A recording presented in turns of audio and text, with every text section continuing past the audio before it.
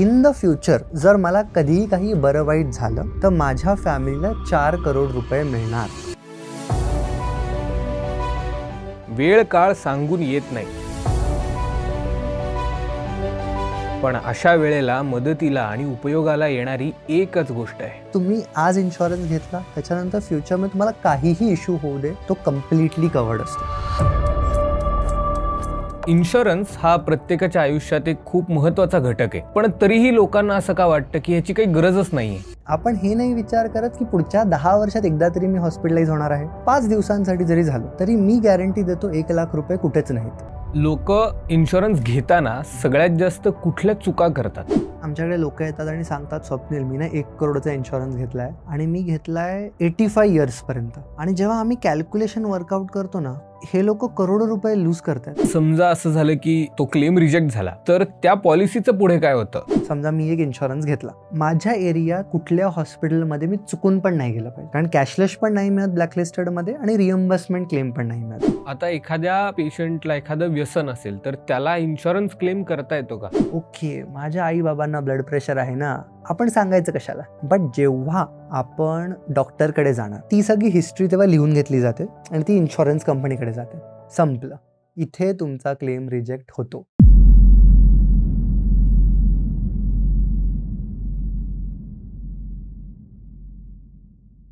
नमस्कार मंडळी, वैचारिक किडाच्या वैचारिक गप्पांमध्ये तुम्हा सगळ्यांचं स्वागत. इन्शुरन्स म्हणलं की खूप लोकांना मनात प्रश्न पडतो की खरंच गरज आहे का? काही लोक म्हणतात की इन्शुरन्स कंपनीज भीती दाखवून इन्शुरन्स विकतात, तर काही लोक म्हणतात की इन्शुरन्स म्हणजे पैसे वाया गेले. तर खरं काय आहे याचं उत्तर देण्यासाठी आज आपल्याकडे आलेले आहेत डिट्टो इन्शुरन्स मधून स्वप्नील शिंदे. स्वप्नीलजी, तुमचं वैचारिक गप्पांमध्ये खूप खूप स्वागत. थँक्यू. मला सांगा, इन्शुरन्स हा प्रत्येकाच्या आयुष्यात एक खूप महत्त्वाचा घटक आहे, पण तरीही लोकांना असं का वाटतं की ह्याची काही गरजच नाहीये? खूप सारे लोक माझ्याकडे येतात आणि मोस्टली त्यांचा हा प्रश्न असतो हेल्थ इन्शुरन्स रिलेटेड. कारण त्यांना असं वाटतं, अरे मी तर प्रीमियम भरणार आणि 1 वर्ष जर मी क्लेमच नाही केला तर काय. आणि मग त्यांना वाटतं, अरे मी माझे पैसे तर गेले वाया. आपण हे नाही विचार करत की पुढच्या 10 वर्षात एकदा तरी मी हॉस्पिटलाइज होणार आहे. म्हणजे मी जर 10,000 हजार भरतोय, एक 10 वर्षात मी काही 1 लाखाच्या आसपास भरले असते. पण मी आत्ताच्या करंट सिच्युएशनला जर मी एकदा जरी हॉस्पिटलाइज झालो 5 दिवसांसाठी जरी झालो तरी मी गॅरंटी देतो 1 लाख रुपये कुठेच नाहीत त्यावेळेला. बरोबर. तर माणूस हा विचार नाही करत. तो म्हणतो, अरे मी 10,000 रुपये भरले, मला आत्ताच्या आत्ता रिटर्न पाहिजे. पण असा विचार आय थिंक हळूहळू आपण थांबवला पाहिजे, ज्याने आपलं जे पुढे जाऊन मोठं नुकसान होतं ना ते वाचेल. आणि ह्या केसमध्ये काय होतं, नुकसान नुसतं होत नाही. आता मी खूप सारे केसेस बघितले जेव्हा लोक लोनवरती पैसे घेतात त्यावेळेला, किंवा त्यांच्या ज्या इन्व्हेस्टमेंट असतात त्यातनं ते रिडीम करतात. बट असं होऊ शकतं खूप वेळा की this is not the best time to redeem your investment. त्यामुळे मग त्यांचे रिटर्न्स डिमिनिश होतात किंवा नुकसान होतं वगैरे. त्यामुळे आम्ही लोकांना म्हणतो की इन्शुरन्स घ्या, तुमच्याकडे खूप पैसे असतील तरी घ्या. का? जस्ट बिकॉज तुम्हाला पैसे ते तुमच्या इन्व्हेस्टमेंटमधून काढायला नको लागावेत म्हणून. आता काही लोक म्हणतात की इन्शुरन्स कंपनीज खूप भीती दाखवून त्यांना इन्शुरन्स देतात, तर हे खरं आहे का? कधी कधी ना मी ही केस कधी कधी बघितली आहे, जे एजंट लोक असतात लाईक दॅट. कधी कधी म्हणजे त्यांचं असं असतं की त्यांना टार्गेट्स दिले जातात किंवा अशा गोष्टींमुळे थोडंसं त्यांचं असतं की सर कधी काही मोठा प्रॉब्लेम झाला तर वगैरे असं सगळं. ते थोडं भीती दाखवणं चुकीचं पण आहे, पण एका लेवलवरती ना आपण तो पुढचा विचार ते करायला आपल्याला कधी कधी प्रवृत्त पण करतात. पण येस, थोडंसं एक त्याच्यामध्ये एक थोडा तो बॅलन्स नाही आहे करंटली. सो थोडंसं पुश केलं जातं ऑलवेज एजंट्सकडनं किंवा इन्शुरन्स कंपन्यांकडनं की तुम्ही घ्याच किंवा असं काही. तुमच्याकडे असं एखादं उदाहरण आहे का एखाद्या फॅमिलीचं की ज्यांच्याकडे इन्शुरन्स नसल्यामुळे त्यांना खूप प्रॉब्लेम्स फेस करावे लागले? हेल्थ इन्शुरन्स नसणारे खूप सारे केसेस आहेत. लाईक आज मी ट्रॅव्हल करत होतो मुंबईवरनं पुण्याला शूटसाठी, तेव्हाच माझ्या एक फ्रेंडचा मला मेसेज आला की स्वप्नील, माझ्या एका फ्रेंडच्या डॅडना कॅन्सर डिटेक्ट झाला लाईक दॅट. आणि ही इज लाईक, स्वप्नील आत्ता इन्शुरन्स मिळू शकतो का? कारण त्याच्याकडे ट्रीटमेंट करायला एवढे पैसे नाही आहेत. कितीही जोडले तरी एक 4-5 लाख रुपये येतील लाईक दॅट. मग आम्ही थोडे त्यांना वेज सांगितले, म्हणजे मी त्यांना त्याच्या फोनवर बोललो आणि त्याला सांगत होतो की कॉर्पोरेटमध्ये ॲड करा किंवा गव्हर्नमेंटच्या स्कीम्स बघा किंवा असं सगळं. पण स्टिल ॲट द एंड मला त्याच्या एक आवाजावरून आणि त्याच्या हताशपणा जो जाणवला, दॅट वॉज व्हेरी म्हणजे एकदम आत्ताचंच एक्झाम्पल आहे. त्यामुळे मी सांगतो, की ते एक म्हणतात ना हेल्पलेसनेस असतो एक, की मला माहिती आहे आता काहीतरी झालंय. मला माहिती आहे की पैसे लागणार आहेत, पण आपण ते नाही स्पेंड करू शकत आहे त्यावेळेला. त्यामुळे मी तर पर्सनली ऑल्वेज विश करतो अशा केसेस ऐकल्यावर, की असं कोणत्याही फॅमिलीबरोबर नाही झालं पाहिजे. पण आय थिंक ह्या केसेसमध्ये थोडं आपल्याला लेट रिअलाईज होतं, की इन्शुरन्स पाहिजे. हेच समजा त्या पर्सनला आधी जर त्यांनी कधी केला असता, तर एक चांगली गोष्ट ॲटलीस्ट आपल्याकडे आहे, की तुम्ही आज इन्शुरन्स घेतला, त्याच्यानंतर फ्युचरमध्ये तुम्हाला काहीही इश्यू होऊ दे, तो कम्प्लिटली कव्हर्ड असतो. ते कधी असं नाही बोलू शकत, की ओके तुम्ही इन्शुरन्स घेतला तेव्हा फिट अँड फाईन होतात. आज तुम्हाला हा इश्यू झालाय तर आम्ही नाही कव्हर करणार. असं ते नाही करू शकत. त्यांना तो कव्हर करावाच लागतो. That is a very, very good thing आपल्यासाठी ॲटलीस्ट. मगाशी तुम्ही लाईफ इन्शुरन्स, हेल्थ इन्शुरन्स आणि टर्म इन्शुरन्स म्हटलात. ह्यात काय फरक आहे? So health insurance I think सगळ्यांनाच माहिती आहे, जिथे आपण एक सर्टन अमाउंट पे करतो आणि जे काही हॉस्पिटलचं बिल आहे, समजा मला डेंग्यू झाला, मलेरिया झाला, काहीही होऊ द्या, जे काही माझं हॉस्पिटलचं बिल आहे ते डायरेक्टली माझी इन्शुरन्स कंपनी पे करते. Up to a certain limit. ते असू शकतं मे बी 10 लाख, 5 लाख और what ever it is. But term insurance थोडा वेगळा कॉन्सेप्ट आहे आणि मी बघितलं ना खूप साऱ्या लोकांना हेल्थ इन्शुरन्स समजायला लागलाय का हवा आहे. कोविड नंतर तर खूप आय थिंक ॲडॉप्शन वाढलंय. पण तरी ना टर्म इन्शुरन्स लोकांना नाही समजत. त्यांचं टर्म इन्शुरन्स कसा वर्क करतो मी एकदम सिंपल भाषेत तुम्हाला सांगतो. माझा स्वतःचा टर्म प्लॅन आहे. माझा स्वतःचा एक 4 करोडचा टर्म प्लॅन आहे. तर लोक मला म्हणतात की स्वप्नील म्हणजे काय? तर टर्म प्लॅन माझा 4 करोडचा आहे म्हणजे इन द फ्युचर जर मला कधीही काही बरं वाईट झालं up to a certain age, मग माझ्या केसमध्ये मी ते एज सिलेक्ट केलंय 60 वर्षापर्यंत. बरोबर. कारण माझं म्हणणं होतं त्याच्यानंतर माझ्यावर कोण डिपेंडेंट नाही असणार, त्यामुळे तिथपर्यंत इनफ आहे. सो तिथपर्यंत जर मला काहीही झालं, like a demise due to anything, natural असू द्या, ॲक्सिडेंटल असू द्या किंवा कुठल्याही कारणाने असू द्या, तर माझ्या फॅमिलीला 4 करोड रुपये मिळणार. जेव्हा मी हे लोकांना सांगतो, लोकांना वाटतं की काय निगेटिव्ह थिंकिंग आहे राव, म्हणजे मरायचा विचार तुम्ही जिवंत असताना करताय. बट ह्याच्यामध्ये ना मी का हा विचार केला तुम्हाला सांगतो. माझे जे पॅरेंट्स आहेत ते पार्शली माझ्यावर डिपेंडेंट आहेत. म्हणजे जर मी नसीन तर त्यांना जी लाईफस्टाईल मिळाली पाहिजे, जे ते डिझर्व करतात ती नाही मिळणार. प्लस माझी फ्युचर जी फॅमिली असेल, स्पाऊस, माझे किड्स वगैरे पण माझ्यावर डिपेंडेंट असतील पार्शली. त्यामुळे हे एक थोडं हळूहळू आपल्या मनामध्ये आपण एक थोडं अवेअरनेस आणला पाहिजे, की टर्म प्लॅन पण गरजेचा आहे, जसं आपल्याला आता कळलं हेल्थ गरजेचं आहे. आणि टर्म प्लॅन म्हणजे असं नाही की आपण प्रिपरेशन करतोय की हां, डेथचं प्रिपरेशन और समथिंग. आपण प्रिपरेशन ह्याचं करतोय की आपल्या फॅमिलीची स्वप्न जी आहे ती तशीच्या तशी राहिली पाहिजेत. मग ह्या दोन्ही इन्शुरन्सची गरज आहे असं तुमचं म्हणणं आहे? येस, दोघांचीही गरज आहे. जर हेल्थ तर सगळ्यांकडेच असावा, कारण हेल्थ कधी सांगून इश्यू येत नाही. आणि ज्या लोकांचं आत्ताच फॅमिली सुरू झाली आहे किंवा ज्यांची मुलं लहान आहेत, एज्युकेशन आहे अजून पुढे, पॅरेंट्स डिपेंडेंट आहेत अजून सुद्धा, त्या केसमध्ये टर्म प्लॅन घेणं परफेक्ट आहे. असं तुमच्याकडे काही केस आहे का, की दोन्ही इन्शुरन्स किंवा एखादा इन्शुरन्स असल्यामुळे त्या फॅमिलीला खूप फायदा झालाय? मी जेव्हा डिट्टोमध्ये लागलेलो ना इनिशियली, तेव्हा एक पर्सनने, तो बँगलोरचा रहिवासी होता, त्याने माझ्याकडनं एक टर्म प्लॅनसाठी आणि हेल्थसाठी कन्सल्टेशन घेतलं होतं. आणि तेव्हा मी विचार करतो, अरे ह्याची सॅलरी मस्त एवढी जास्त आहे आणि ह्याला काय गरज आहे हेल्थ टर्म प्लॅनची, बिकॉज अराउंड 50 लाख वगैरे सॅलरी होती, IT मध्ये जॉब वगैरे. बट त्यांनी माझ्याकडनं घेतला 4 करोडचा टर्म प्लॅन घेतला. थोडासा क्रिटिकल इलनेसचा ॲड ऑन त्यांनी घेतलेला. आपण ह्याच्यावरती बोलूच क्रिटिकल इलनेसवरती. एक 30 लाखाचा क्रिटिकल इलनेस ॲड ऑन घेतला त्याच्यामध्ये. प्लस एक 25-50 लाखाचा हेल्थ इन्शुरन्स पण होता. मला तेव्हा वाटत होतं 27 वर्षाचा मुलगा आहे, यंग आहे, सगळं परफेक्ट आहे, काय गरज. पण 2 वर्षानंतर रिसेंटली, म्हणजे आता आय थिंक मी 4 वर्ष आहे कंपनीमध्ये, 1 वर्ष आधीच मला त्याच्या बहिणीचा कॉल आला अचानकच.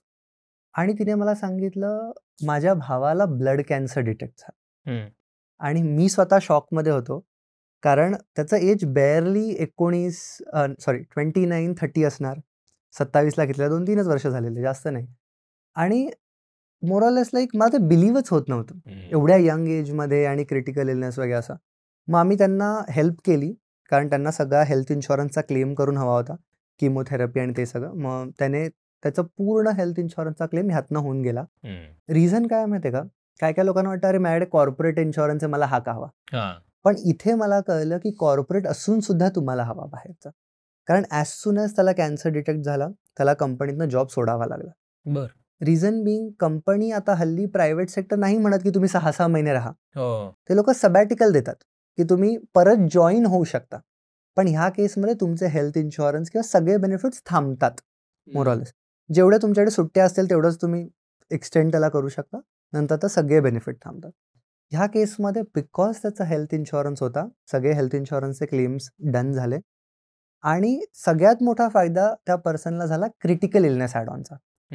कारण नॉर्मली आपलं काय असतं, हेल्थ इन्शुरन्स फक्त आपल्याला अमाऊंट्स देतो ज्या आपल्या हॉस्पिटलचं बिल आहे, बरोबर. पण ह्या केसमध्ये प्रॉब्लेम असा होतो जो आपण कधी इनिशियली विचार नाही करत, की व्हॉट इफ माझा इन्कम थांबलाय, माझे EMI कोण पे करणार, माझ्या मुलांच्या ट्युशन फीस कोण पे करणार, माझा रेंट कोण पे करणार, किंवा माझे जे डे टू डे एक्सपेन्स आहेत ते कसे भागणार. तर ह्या पर्सनला आय थिंक अराउंड आता 1 वर्ष होत आलं असेल. He is going to start working, recover झालाय तो आता. बट हा 1 वर्ष तो जॉब नाही करू शकला. तर ह्या पूर्ण टाईममध्ये त्याला 30 लाख रुपये जे मिळाले क्रिटिकल इलनेस ॲड ऑनचे, because cancer is a critical illness, त्याच्यामुळे ते खूप मदत झाली. त्याने त्याच्या फॅमिलीचं पूर्ण day to day expense, EMIs आणि सगळं भागलं. आणि I think this was the case जिथे मला एक असं वाटलं की okay, I made a difference, की मी त्याला ॲडवाईस दिली आणि त्यातून त्याचा काहीतरी एक फायदा झाला त्याच्या फॅमिलीचा. सो या. आता हे दोन्ही जे इन्शुरन्स आहेत, हेल्थ आणि टर्म, हे कधी काढले पाहिजेत? मोस्टली हेल्थ इन्शुरन्स काढायला काही एज नसतं. सो आम्ही लोकांना म्हणतो की तुमचे जर पॅरेंट्स ओल्ड होत आहेत तर एक 60-65च्या आधी काढून घ्या, कारण नंतर प्रॉब्लेम सुरू होतात. आणि एकदा प्रॉब्लेम सुरू झाले ना की मग हे वेटिंग पिरियड, एक्सक्लुजन, अशा खूप साऱ्या गोष्टी येतात. त्यामुळे आमचं म्हणणं काय आहे की जेवढे यंग असाल तेवढे दोन्ही इन्शुरन्स काढलेले बरे. बट हेल्थ मोस्टली आता अवेअरनेस आत्ता सुरू झाला आहे, त्यामुळे मे बी पॅरेंट्सकडे नसू शकतो. सो तो काढून घ्या. टर्म इन्शुरन्स तर यंग असतानाच काढावा. म्हणजे लेट्स से कोणाचं एज लाईक जॉब लागला 21-22ला, तेव्हापासनं ते 40 मॅक्सिमम. मी काय काय केसेस बघितल्या ज्यांनी 45-48ला पण टर्म इन्शुरन्स काढले आहेत. बट तेव्हा प्राइस खूप जास्त होते मग त्या केसमध्ये. आणि मग तेव्हा आपण असं विचारतो, अरे मी एवढे इथे टेकण्यापेक्षा माझ्या रिटायरमेंटकडे टाकतो. आणि यंग असताना काढल्याने काय, मी माझं एक्झाम्पल देतो. माझ्याकडे 2 टर्म प्लॅन आहेत. जो पहिलावाला आहे त्याला मी फक्त 920 रुपये भरतोय मंथली, आणि मला 1.25 करोडचं कव्हर आहे. आणि खरं म्हणायला गेलं तर हे 920 रुपये जे आहेत ते कधी वाढणार नाही आहेत प्रीमियम. तो कॉन्स्टंटच राहणार आहे. ऍक्च्युली आपला हा पॉडकास्ट व्हायच्या वेळेला गव्हर्नमेंटने खुशखबरी पण दिली आहे GST वाली. त्याच्यामुळे तर तो टर्म प्लॅन अजून स्वस्त होणार आहे. कारण 920 रुपयामध्ये 18% GST होता. सो आता 22 सप्टेंबर नंतर जो कोणी प्रीमियम पे करेल टर्म प्लॅनचा विदाऊट GST होईल. ओके. आणि हा प्राइस कधी वाढत नाही. समजा आज 920 रुपयात तुमचं जेवण होत असेल 2 लोकांचं, पण 10 वर्षांनी 920 रुपयाला काय व्हॅल्यू? हो, काहीच नाही. किंवा 20 वर्षांनी तर मी बोलतो लहान मुलं खिशात घेऊन फिरतील 920 रुपये. त्यामुळे जेवढं यंग असताना तुम्ही घ्याल, मोठं कव्हर मिळतं, कमी प्राइसमध्ये मिळतं आणि प्राइस लॉक होऊन जातं तुमच्यासाठी टर्म प्लॅनमध्ये. हेल्थमध्ये लवकर घेण्याचा प्राइस पर्स्पेक्टिव्ह काही नाही आहे, कारण एव्हरी इयर प्राइस वाढत राहते. पण त्यात पर्स्पेक्टिव्ह आहे की तुम्ही यंग असताना तुम्हाला मेडिकल इश्यूज नसतात. एकदा मेडिकल इश्यू आला ना की मग कंपन्या म्हणतात, ओ तुम्ही जरा रिस्की लोक आहात, मग तुम्ही येऊच नका म्हणतात. किंवा मग ते म्हणतात की ओके तुला डायबिटीज आहे ना, तू 20% जास्त दे. मग हे आपल्याला मग तेव्हा जरा वाटतं की अरे यार, मग आधीच घेतलं पाहिजे होतं. मग आपण अजून डिले करतो आणि काही लोक घेतच नाहीत. मग हे हेल्थ इन्शुरन्स आणि मेडिक्लेम ह्यात काय फरक आहे? लोकांना वाटतं की हेल्थ इन्शुरन्स आणि मेडिक्लेम खूप जास्त वेगळं आहे, बट असं काही नाही आहे. ते ॲक्च्युली सेमच गोष्टीचं नाव आहे, लाईक दॅट. सो फक्त तुम्ही चेक करून घ्या त्याच्यामध्ये बेनिफिट्स वगैरे काय आहेत, बाकी काही नाही, सेमच आहे गोष्ट. ग्रामीण भागातले जे लोक आहेत त्यांनी इन्शुरन्स घ्यावा का किंवा घेतात का युजली? एक काय होता, जेव्हा ग्रामीण भागातले लोक फक्त गव्हर्नमेंटचे जे आपले प्राथमिक आरोग्य केंद्र असतात त्याच्यावरती निर्भर होते. बट हळूहळू मी एक ट्रेंड बघितलाय ना की त्यांची मुलं मुंबई पुण्याला आहेत. त्यामुळे ते लोकांना तर आम्ही बोलतो की तुम्हाला जर वाटतंय की तुमचे आई बाबा खूप हेल्दी आहेत आणि तुम्हाला तेवढं स्पेंड नाही करायचं इनिशियल इयर्समध्ये लाईफच्या, तर तुम्ही तुमच्या कंपनीच्या इन्शुरन्समध्ये त्यांना ॲड करा, कारण ते स्वस्तात होऊन जाईल तुमचं. पण जसं तुमचा इन्कम वाढेल, जसं त्यांचं एज वाढेल, हळूहळू तुम्ही त्यांना फॉर शुअर ॲड करा, कारण कधी ना कधीतरी ते तुमच्याबरोबर पुण्याला मुंबईला मूव्ह होणार आहेत आणि एजनुसार त्रास तर कोणालाही सुरू होतात. म्हणजे त्याला तर काही वाद नाही, त्याला ग्रामीण आणि शहरी काही हे नाही. त्यामुळे ग्रामीण भागातल्या लोकांकडे पण असलाच पाहिजे. फक्त थोडं अडॉप्शन स्लो आहे. हळूहळू लोकांना आता ते यायला लागले की नाही मी पण घेतला पाहिजे वगैरे असं अवेअरनेस येतोय. हा आता येतोय. इन्शुरन्स कव्हर जो आहे तो किती असावा हे कसं ठरवणार? मोस्टली कसं आहे बघा, मी आज जी व्हॅल्यू सांगेन, लेट्स से मी बोललो आज की तुम्ही 10 लाखाचा कव्हर घ्या. जर कोणी हा पॉडकास्ट 20 वर्षांनी बघितला ना, तो बोलला अरे 10 लाखात तर काहीच होत नाही. म्हणजे इथे एक गोष्ट आपल्याला लक्षात ठेवायची आहे की जे काही कव्हर आपण आज बोलतोय ना, ह्याच्यामध्ये तुम्हाला ऑलवेज महागाई वाढवत जायचं. करेक्ट. सो युजली आम्ही लोकांना म्हणतो, तुम्ही जर सिटीमध्ये राहता, 5 लाख हा तुम्ही ऑप्शनच ठेवू नका तुमच्यासाठी. कारण सिटीमध्ये जे मोठे हॉस्पिटल्स असतात, लाईक अपोलो असो, फोर्टीज असो, कुठलंही हॉस्पिटल जे आहे मोठं, त्याच्यामध्ये तुम्ही गेलात कुठल्याही मेजर ट्रीटमेंटसाठी, हार्ट असो या कुठल्याही, 10 लाखापर्यंत तुमचं बिल जातच जातं. खूप केसेसमध्ये जातं. त्यामुळे 10 लाख इज द मिनिमम आम्ही लोकांना सांगतो. पण हे कधी, जेव्हा तुमचं एक एज 40च्या खाली आहे तेव्हा. हजबंड वाईफ दोघं आहात, 40च्या खाली एज आहे, 10 लाख इनफ आहे. कारण इन्शुरन्समधनं खूप वेगवेगळ्या गोष्टी पण असतात, लाईक बोनस मिळतो तुम्हाला, एक रिस्टोरेशन म्हणून एक बेनिफिट असतं, ज्याने तुम्हाला तेच 10 लाख परत परत कितीही वेळा यूज करता येतात. म्हणजे असं नाही की मी 10 लाखाचा घेतला म्हणजे मला वर्षातनं फक्त 10 लाख मिळतील. ओके. आता जे बेस्ट इन्शुरन्स आहेत त्यात असं आहे की तुम्ही पर क्लेम 10 लाख वापरू शकताय. त्यामुळे इनिशियल एजेसमध्ये 10 लाख होऊ शकतं बस. पण जशी तुमची फॅमिली वाढते, लाईक तुम्हाला चाइल्ड झाला, 2 चिल्ड्रन आहेत समजा, हजबंड वाईफ 2 चिल्ड्रन वगैरे, तर त्या केसमध्ये आम्ही म्हणतो एक 15 लाख वेगवेगळ्या तुम्ही जाऊ शकता. प्लस तुमचं जसं एज वाढेल ना, 40चं 45, 50 असं थोडं कव्हर वाढवायला हरकत नाही आहे, कारण महागाई वाढत चालली आहे, प्लस तुमचं एज वाढत चाललंय. सो ते एक तुम्ही एक बॅलन्स ऑलवेज ठेवणं गरजेचं आहे. आणि ते करताना तुम्ही विचार करा की तुमचं कॉर्पोरेटमध्ये किती कव्हर आहे, आउटसाईड किती कव्हर आहे. मोस्टली दोन्ही असणं गरजेचं आहे.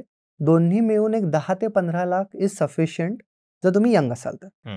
एज जास्त असेल तर एक 15 ते 25 मध्ये सफिशियंट आहे आपल्याला, काही टेन्शन नाही. ओके. ह्याच्यामध्ये इन्कम फॅक्टर किती इन्व्हॉल्व्ड आहे?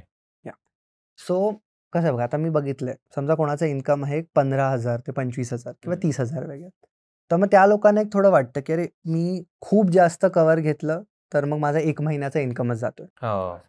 तर मी त्या केसमध्ये रेकमेंड करतो की बघा, आपण अर्ली लाईफमध्ये आपला इन्कम कमीच असणार आहे, पण तो नंतर वाढणार आहे. सो आधी तुम्ही सुरू तरी करा. मग त्या केसमध्ये जर तुम्हाला वाटते मी अफोर्डच नाही करू शकत, तर 5 लाखाने सुरू करा, ठीक आहे. हल्लीच्या काही एक 25 वर्षाच्या पर्सनला 5 लाखाचा इन्शुरन्स एक 7 ते 8 हजारात येऊन जातो. आता जीएसटी काइंड ऑफ कट झाल्यामुळे तर मी बोलीन 6 ते 7 हजारात पण येऊन जाईल. त्यामुळे it is not a big amount. आणि ते हे पण चेक करू शकतात की मंथली अवेलेबल आहे का पे करायला. कारण 6,000 किंवा 7,000 म्हणजे मंथली एक 600-700 रुपये वगैरे मध्ये होऊन जाऊ शकतो. Like that. तर तो एक ऑप्शन एक्सप्लोर करणं गरजेचं आहे. त्यांचे इन्कम थोडेसे कमी आहेत, बट जसा तुमचा इन्कम वाढेल, 5 वर्षांनी तुमचा इन्कम इझिली 50, 60, 70 हजार होईल. त्यावेळेला हळूहळू तुम्ही त्याला अपग्रेड केलं पाहिजे.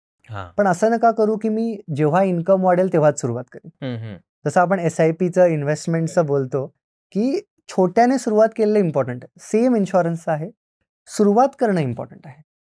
तुम्ही हे काम का सुरू केलं? म्हणजे तुमच्या आयुष्यात असं काही घडलं होतं का की इन्शुरन्स नाहीये त्यामुळे काही झालंय? ऍक्च्युअली खरं सांगायचं झालं तर मी सॉफ्टवेअर डेव्हलपर होतो. सॉफ्टवेअर इंजिनिअरिंग केली आणि मी एका MNC मध्ये काम करत होतो. कोविडचा टाइम चाललेला तेव्हा. आणि तेव्हा ना एक मुलांचा ग्रुप असतो आपला आणि आपलं असतं की हा चला इन्व्हेस्टिंग करू हे ते. असं आम्ही सगळे लोक इन्व्हेस्टिंग वगैरे करत होतो. आणि कोविडच्या वेळेला आपण बघितलंय खूप सारे डिमाईस वगैरे होत होते लोकांचे. तर अनफॉर्च्युनेटली आमच्या एक कलिग होते, सिनियर कलिग, ज्यांच्याकडे आम्ही नेहमी ॲडवाईस घ्यायचो की तुम्ही कसे इन्व्हेस्टमेंट करता वगैरे. आणि त्यांचा डिमाईज झाला आणि आम्ही खूप शॉकमध्ये होतो, बिकॉज ते खूप जवळचे होते आमच्यासाठी. आणि दुसरी गोष्ट अशी होती की आम्ही सगळ्या लोकांनी हा विचार केला की आम्ही इन्व्हेस्ट करू पैसे आणि आम्ही खूप मोठे पैसे बनवू. आणि जेव्हा आमच्या कलिगचा डिमाईज झाला तेव्हा आम्हाला कळलं, रियालिटी चेक तेव्हा आम्हाला भेटला जेव्हा आम्ही त्यांच्या फॅमिलीला भेटायला गेलो. तेव्हा आम्हाला कळलं की त्या पर्सनने इन्व्हेस्टमेंट तर केले आहेत, पण त्या किती एक 30-40 लाखाच्या आहेत, जास्त नाही. आणि तेव्हा मग आम्हाला रिअलाइज झालं की जर असं कुठलंही संकट फॅमिलीवर आलं तर 30-40 लाखात काहीच होत नाही. कारण आपल्या इन्व्हेस्टमेंट छोट्या असतात इनिशियली तरी. आपल्याला एक असा मोठं काहीतरी पाहिजे, लाईक टर्म प्लॅन, जिथे तुम्हाला एक 2 करोड 3 करोड 4 करोड फॅमिलीला मिळतात. ह्या केसमध्ये मग आम्ही आमच्याच कंपनीतल्या लोकांनी पैसे पूल करून त्यांना थोडेसे मदत करायचा ट्राय केलं. पण ऍट द एंड ते एक माझ्या डोक्यामध्ये असं राहिलं की ओके, मला हे माझ्या फॅमिली बरोबर नाही होऊ द्यायचं. आणि आय थिंक तो टर्निंग पॉईंट होता माझ्यासाठी towards the journey of health आणि टर्म इन्शुरन्स, की कसं असतं, कसं फिगर, म्हणजे काय त्याच्यामध्ये गोष्टी आपल्याला बघितल्या पाहिजेत, नाही बघितल्या पाहिजेत. आणि आय थिंक डिट्टोशी मी तेव्हा इंट्रोड्यूस झालो आणि नंतर मला ते इतकं आवडलं की मी काइंड ऑफ त्यांनाच जॉईन झालो ॲज अ एम्प्लॉई म्हणून. लोक इन्शुरन्स घेताना सगळ्यात जास्त कुठल्या चुका करतात? इन्शुरन्स घेताना आता दोन आता आपण हेल्थ आणि टर्म वेगवेगळे डिस्कस करतो. तर पहिले आपण समजा सुरू करूया हेल्थ इन्शुरन्स चुकांमध्ये. तर पहिली एक चूक आपण करतो हेल्थ इन्शुरन्स घेताना की आपण स्वतः सगळ्यात स्वस्त कुठलं आहे. आता हे काय भाजी मार्केट नाहीये. हे आपल्याला एक अंडरस्टँड करायला लागेल. कारण ना एका माझ्या फ्रेंड बरोबर झालेला हा गोष्ट. तो म्हणायचा, स्वप्नील तू नेहमी म्हणतो हेल्थ इन्शुरन्स घ्यावा वगैरे. तर त्याने एक त्याच्या एजंटला फोन लावला आणि त्याने एक हेल्थ इन्शुरन्स घेऊन टाकला. आणि तेव्हा त्याने काय केलं, त्याला एजंट सांगत होता सर 10,000चा इन्शुरन्स आहे. आणि हा आपला हुशार, हा म्हणतो तू मला 8 मध्ये दिला तर मी घेतो. म्हणजे बार्गेनिंग प्रॉपर. हा, आणि चक्क त्याने 8,000 दिला त्याला. आणि 2 वर्षानंतर मला त्याने जेव्हा कॉल केला हे सगळं सांगायला, तेव्हा तो होता हॉस्पिटलाइज्ड. आणि तो मला सांगतो, स्वप्नील मी 5 लाखाचा इन्शुरन्स घेतलेला, माझं बिल आलं 5 लाख रुपये. पण तो म्हणतो हॉस्पिटल माझ्याकडनं 1 लाख रुपये मागतंय, असं का? मग मी त्याचं डॉक्युमेंट घेतलं मागून. मी बोललो, अरे डॉक्युमेंट तरी पाठ, म्हणजे काय केलंय तुम्हाला समजू तरी दे. तिथे मला दिसलं एक क्लॉज त्याने ऍड केलेला, को पेमेंट 20%. को पेमेंटचा क्लॉज म्हणजे काय? त्याला हवा होता प्रॉडक्ट स्वस्त. मग एजंट काय बोलला, सेम प्रॉडक्ट तर स्वस्त देऊ नाही शकत, काहीतरी करायला लागेल. मग त्याने असा क्लॉज ऍड केला की जेव्हा कधी तुम्ही हॉस्पिटलाइज होणार तेव्हा 20% बिल तुम्हालाच पे करायला लागेल. त्यामुळे काय झालं, 5 लाखाचं 20% 1 लाख त्याला पे करायला लागतंय. आणि आता तो रडतोय की अरे मी 2,000 वाचवले आणि माझा जात आहेत 1 लाख रुपये म्हणून. तर मग ही एक जी चुकी आहे ना को पेमेंट वाली, ही तर फॉर शुअर टाळली पाहिजे. पण एक प्रॉब्लेम ह्यात असा होतो ना, काय काय गोष्टी आपल्या हातात नसतात टाळणं. लाईक फॉर एक्झाम्पल, मी स्वतः ज्या आधी कंपनीमध्ये होतो त्यांचा 30% को पेमेंट होता पॉलिसीत. कारण तुम्ही ज्या कॉर्पोरेट जॉबमध्ये आहात ना, ती कॉर्पोरेट कंपनी कितीही चांगली असली, कितीही, तरी त्यांचं एक असतं की कॉस्ट कमी ठेवायची. कारण एवढे सगळे एम्प्लॉईज आहेत, सगळ्यांना इन्शुरन्स द्यायचा आहे. मग ते इन्शुरन्स कंपनीकडे जातात, ते म्हणतात आम्हाला सगळ्यात स्वस्त प्रॉडक्ट द्या. जेव्हा ते असं म्हणतात तेव्हा पूर्ण वाट लागते. त्यामुळे जर तुम्ही रिलायंट आहात तुमच्या कॉर्पोरेट इन्शुरन्स वरती, तर तुमच्यावर धोका होणारच आहे. असं आयदर तुम्ही फुल रिव्ह्यू करून घ्या तुमच्या पॉलिसीचा, अंडरस्टँड करून घ्या की ह्यात प्रॉब्लेम काय आहेत आणि तसं वर्कआउट करायला ओव्हरऑल. कारण जो अजून एक प्रॉब्लेम मी बघितलाय कॉर्पोरेट हेल्थ इन्शुरन्समध्ये, तो आहे की रूमवरती कॅपिंग असते. म्हणजे खूप वेळा ते म्हणतात की तुमचा 5 लाखाचा इन्शुरन्स आहे, तर तुम्ही 1% ऑफ सम इन्शुर्डची रूम घेऊ शकता. म्हणजे एक 5,000ची रूम घेऊ शकता. आपल्याला काय वाटतं, ठीकच आहे ना, 5,000च्या ऐवजी मी 10,000ची रूम घेतली, कायच फरक पडणार आहे, बरोबर. पण ही सगळ्यात मोठी चुकी होते आपली. म्हणजे मी स्वतः जर ऍडमिटेड असेल आणि मला सांगितलं एका रूममध्ये टीव्ही आणि एका रूममध्ये टीव्ही नाहीये, मी बोलीन ठीक आहे 5,000 पर डे एक्स्ट्रा मी भरीन माझ्याकडनं, समजा काय 2 दिवसाचा सवाल आहे, 10,000 मी माझ्या खिशातनं भरीन. पण समजा ह्या केसमध्ये तुमचं बिल झालं 2 दिवसाचं 5 लाख रुपये टोटली, आणि तुम्हाला वाटतंय काय 2 दिवसाचे 5,000 एक्स्ट्रा भरायचे 10,000, पण ऍक्च्युअली हॉस्पिटल तुमच्याकडनं 2.5 लाख एक्स्ट्रा घेणार. का? कारण तुम्ही रूम डबल प्राइसची घेतली. 5,000 ऐवजी तुम्ही रूम घेतली 10,000 रुपयाची. म्हणजे ह्याच्यामध्ये क्लॉज येतो प्रपोर्शनेट डिडक्शन म्हणून. इन्शुरन्सवाले काय म्हणतात, हॉस्पिटल 5,000च्या रूमला जो चार्ज लावतो डॉक्टरच्या व्हिजिटचा, त्याच्यापेक्षा जास्त ते लावतं 10,000च्या रूमला. सगळे चार्जेस वाढतात. त्यांचं म्हणणे आम्ही का ते पे करू, आम्ही तर तुम्हाला सांगितलेलं 5,000ची रूम घ्या. सो ते प्रपोर्शनेटलीच तुम्हाला पे करतात. ओके. त्यामुळे हा सगळ्यात मोठा धोका होऊ शकतो. म्हणजे कोपेमेंट जरी त्याला 10-20% जाईल, इथे तर तुमचं 50% क्लेम जातं. त्यामुळे चुकून पण आपल्याला जी रूम दिलेली आहे त्याच्या पुढे जाणं चुकीचं आहे. ते म्हणतो ना आपण, एक मराठीत म्हण आहे, हंतरून पाहून पाय पसरावे. बरोबर. ती खूप लागू आहे इथे. जर तुमचा कंपनीचा इन्शुरन्स म्हणतोय ट्विन शेअरिंग रूम तुम्हाला लाऊड आहे, तीच घ्या. त्याच्यावर गेलात संपलं. तुम्हाला कंपनीचा इन्शुरन्स बोलतो 3,000चीच रूम घ्या, 3,000चीच घ्या. नाहीतर मग तुम्हाला क्लेमच्या वेळेला तुम्ही म्हणणार, अरे मला अर्धाच का क्लेम मिळतोय, मला एवढाच का मिळतोय. त्यामुळे हे 2 मोठ्या मिस्टेक्स आहेत ज्यात आल्या पाहिजेत. आणि एक नवीन ना, मी थोडे दिवस झालं ॲड्स बघतोय इन्शुरन्स कंपन्यांच्या, ज्याच्यामध्ये ते म्हणतायत 1 करोडचा इन्शुरन्स आणि असं सगळं. आणि ही एक आपण ना भावनेच्या भरामध्ये एक मिस्टेक करतो की हां, अरे 1 करोडचा इन्शुरन्स मिळतोय मला, ते पण एवढ्या स्वस्तामध्ये. मी लोकांना सांगतो, लाईफमध्ये कुठलीही गोष्ट too good to be true नसते. बरोबर. सगळे लोक त्यांचा बिझनेस करायला बसलेले आहेत, तर ते कॅल्क्युलेशन काही ना काहीतरी करतातच. तर मग इथे काय होतं, ते म्हणतात 1 करोडचा इन्शुरन्स आहे, पण तुम्ही जेव्हा क्लेम करायला जाणार ना, तेव्हा तुमच्या हातात काहीच येणार नाही. का? तर तुमच्या पॉलिसीमध्ये असं लिहिलेलं असतं की डिझीज वाईज सबलिमिट आहे. समजा तुम्ही एक नी रिप्लेसमेंट करता तर 2.5 लाख मिळतील, लंग्ससाठी 5 लाख मिळतील, हार्टसाठी 7 लाख मिळतील.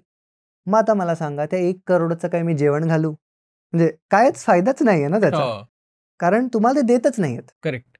त्यामुळे एक आपल्याला हे लक्षात ठेवायचं की कोपेमेंट तर एक झालं, रूम रेंट रिस्ट्रिक्शन झालं, आणि ह्याला म्हणतात डिझीज वाईज सबलिमिट, की कुठल्याही डिझीजला तुमच्या पॉलिसीमध्ये लिमिट नसलं पाहिजे. करेक्ट. तुम्ही जर 10 लाखाची बाय करता, पूर्ण 10 लाख यूज झाले पाहिजे. 25 लाखाची बाय करता, पूर्ण 25 लाख त्या डिझीजसाठी यूज करता आले पाहिजेत तुम्हाला.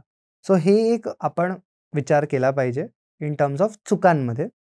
आणि आय थिंक लास्ट मोठी चूक जी मी लोकांना खूप वेळा करताना बघतो, ज्याने खूप साऱ्या लोकांचे क्लेम पण रिजेक्ट होतात, प्लस लोकांना वाटतं की अरे हे तर काहीतरी माझ्याबरोबर चुकीचं होतंय आणि इन्शुरन्स घेणं कठीण आहे.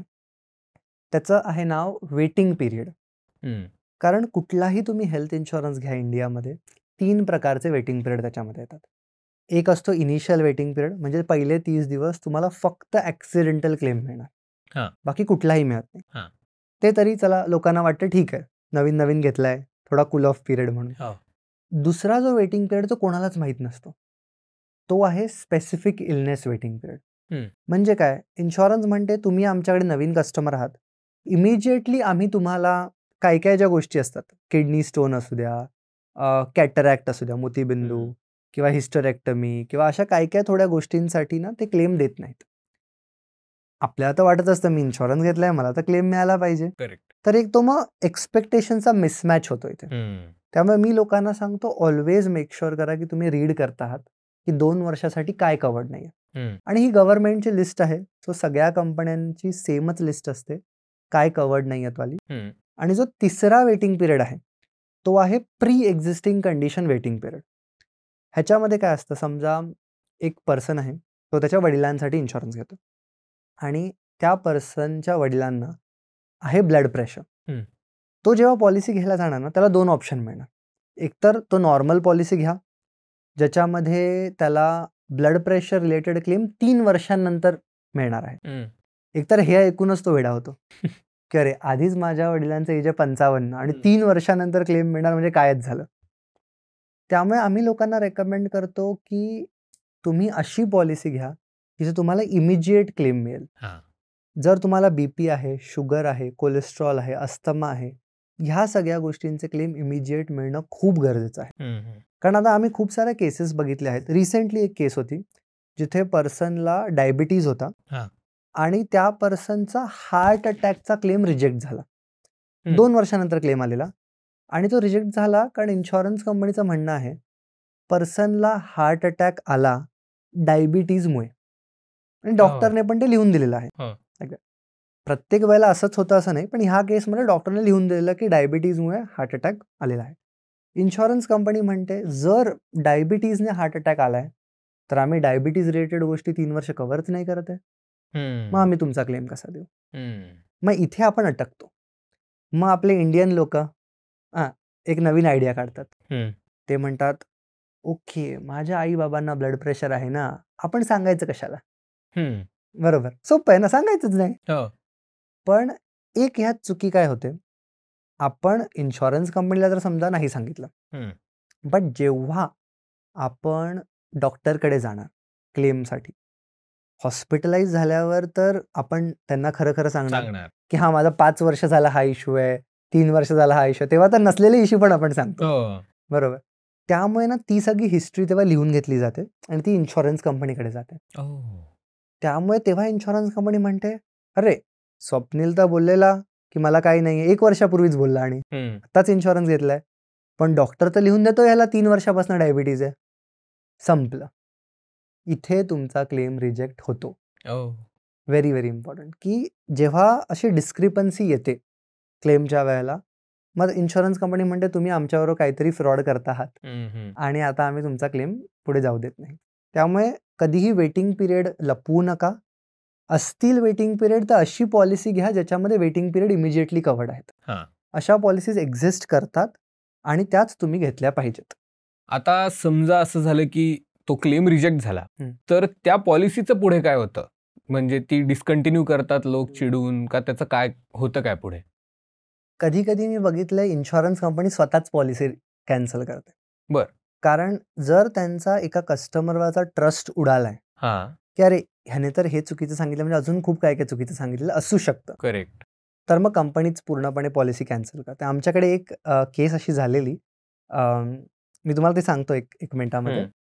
आणि दुसरी जी होते ते कस्टमर म्हणतो की अरे मी तर क्लेम केलेला, तो त्याने ऍक्सेप्टच नाही केला, मग मी आता का त्याला रिन्यू करू पॉलिसीला. पण इथे ना हे अंडरस्टँड करणं गरजेचं की रिजेक्ट का झाला. जर रिजेक्शन मागे कुठलंही व्हॅलिड रिझन नसेल तर बरोबर आहे, तुम्ही इन्शुरन्स कंपनी स्टॉप करत आहात त्याच्याबरोबर, किंवा मी तर ह्या केसमध्ये म्हणेन तुम्ही फाईट करणं गरजेचं आहे. तुमचा जर कुठला एजंट असेल किंवा तुम्ही कुठल्या ऑनलाईन ॲग्रिगेटरकडनं बाय केलं, लाईक समजा डिट्टोकडनं तुम्ही बाय केलं, तर त्या केसमध्ये तुम्हाला ती कंपनी हेल्प करते क्लेमच्या प्रोसेसिंगसाठी. लाईक फॉर एक्झाम्पल आमच्याकडे खूप लोक येतात ज्यांच्या आम्ही क्लेम इव्हन कोर्ट केसेसपर्यंत नेलेले आहेत. आणि हे करावं लागतं खूप वेळा, कारण कसं असतं इंडियामध्ये ना फ्रॉड्सचं प्रमाण खूप जास्त आहे. त्यामुळे इन्शुरन्स कंपनी खूप जास्त असं बघते की अरे मला नाही कोण वेडं बनवत आहे ना. त्यामुळे ते कधी कधी ना जेन्युइन केसेस पण रिजेक्ट होतात. मग ह्या केसमध्ये आयदर ते लोकच तुमची पॉलिसी बंद करतील जर त्यांचाच विश्वास उडाला तर, और तुम्ही फाईट करा जर तुम्हाला माहिती आहे तुमची केस बरोबर आहे तर. खूप वेळा तर मी बघितलं एक 30-40% वेळेला तर ऍप्लिकेशनमध्ये चूक केलेली असते आपण फिल करताना, किंवा आपण काहीतरी लपवलेलं असतं म्हणून क्लेम रिजेक्ट होतो. त्या केसमध्ये तर मग आपल्याला मी तर म्हणेन त्यावेळेला कंटिन्यू करा तुम्ही पॉलिसी, कारण नंतर थोड्या दिवसांनंतर परत वर्षानंतर तुमचा क्लेम अलाउड होणार आहे, असा काही इश्यू नाही. अच्छा, म्हणजे वर्षभरानंतर तो परत क्लेम करता येतो? इमिजिएटली पण करता येतं. फक्त तुम्ही जी गोष्ट लपवलेली होती ना ती पॉलिसीवाले लोक लिहून घेतात. बरोबर. की ही गोष्ट ह्या वेळेला डिटेक्ट झालेली, मग तिथनं त्याचा वेटिंग पिरियड सुरू होतो. मग तो वेटिंग पिरियड संपला की तुम्हाला क्लेम मिळून जाणार. अच्छा. मग तो वेटिंग पिरियड समजा 1 वर्ष, 2 वर्ष, 3 वर्ष जो काही राहिलेला आहे तो असेल. आता मोस्टली हॉस्पिटल्समध्ये कॅशलेस क्लेम्स होत नाहीत, ते रिएम्बर्समेंटकडे जास्त जातात. तर हे कशामुळे होतं? एकतर असं झालंय ना की करंटली नंबर ऑफ क्लेम्स खूप वाढलेत. आणि कंपनीचं काय असतं इन्शुरन्स कंपनीचं, म्हणजे आपल्याला ॲज अ कस्टमर आपल्याला वाटतं की अरे मी किती वेळ वेट करतोय आणि माझा कॅशलेस होत का नाही आहे वगैरे असं. पण as per our data 90% claim कॅशलेसच होतात करंटली. पण जिथे इन्शुरन्स कंपनीला असं वाटतं ना की नाही ह्यात काहीतरी फॉल्ट आहे, त्या केसमध्ये क्लेम रिएम्बर्समेंटवर जातो.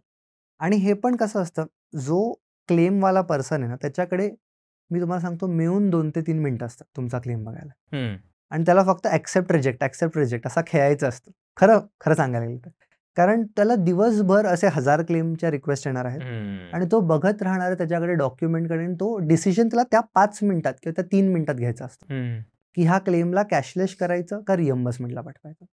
त्याला थोडासाही डाऊट दिसला ना मग त्याचं असतं की नाही आपण रिएम्बर्समेंटला पाठवू.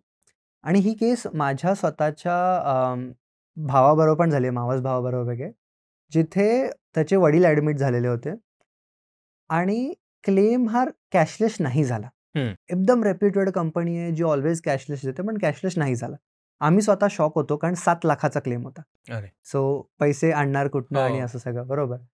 पण इथे प्रॉब्लेम असा झालेला की ह्या केसमध्ये डॉक्टरची थोडी एक प्रॉब्लेम चुकी होती की एका डॉक्युमेंटवर डॉक्टरने लिहिलेलं की पर्सन ड्रिंक करतो आणि एका डॉक्युमेंट लिहिलेलं पर्सन ड्रिंक नाहीच करत. मग इन्शुरन्स कंपनीला प्रश्न पडला खरं काय आहे. तर आपल्याला हे मेक शुअर करायचं जर तुम्हाला कॅशलेस क्लेम हवा असेल ना तुमचे डॉक्युमेंट्स वरती कुठल्याही चुका नसल्या पाहिजेत किंवा डिस्क्रिपन्सी नसली पाहिजे किंवा इव्हन हे जे मी बोललो प्री एक्झिस्टिंग कंडिशन डिक्लेअर करण्यामध्ये पण डिस्क्रिपन्सी नाही पाहिजे. जर सगळं सिम्पल नॉर्मल आहे तर इझिली कॅशलेस क्लेम ॲक्सेप्ट होतात, मग ते रिएम्बर्समेंटला जात नाही. पण जर अशी कुठलीही डिस्क्रिपन्सी आढळली मग तो पर्सन काय म्हणतो मी का रिस्क घेऊ कॅशलेस करून, आपण रिएम्बर्समेंटला टाकूया म्हणजे थरो त्याचं इन्व्हेस्टिगेशन करू शकतो आपण.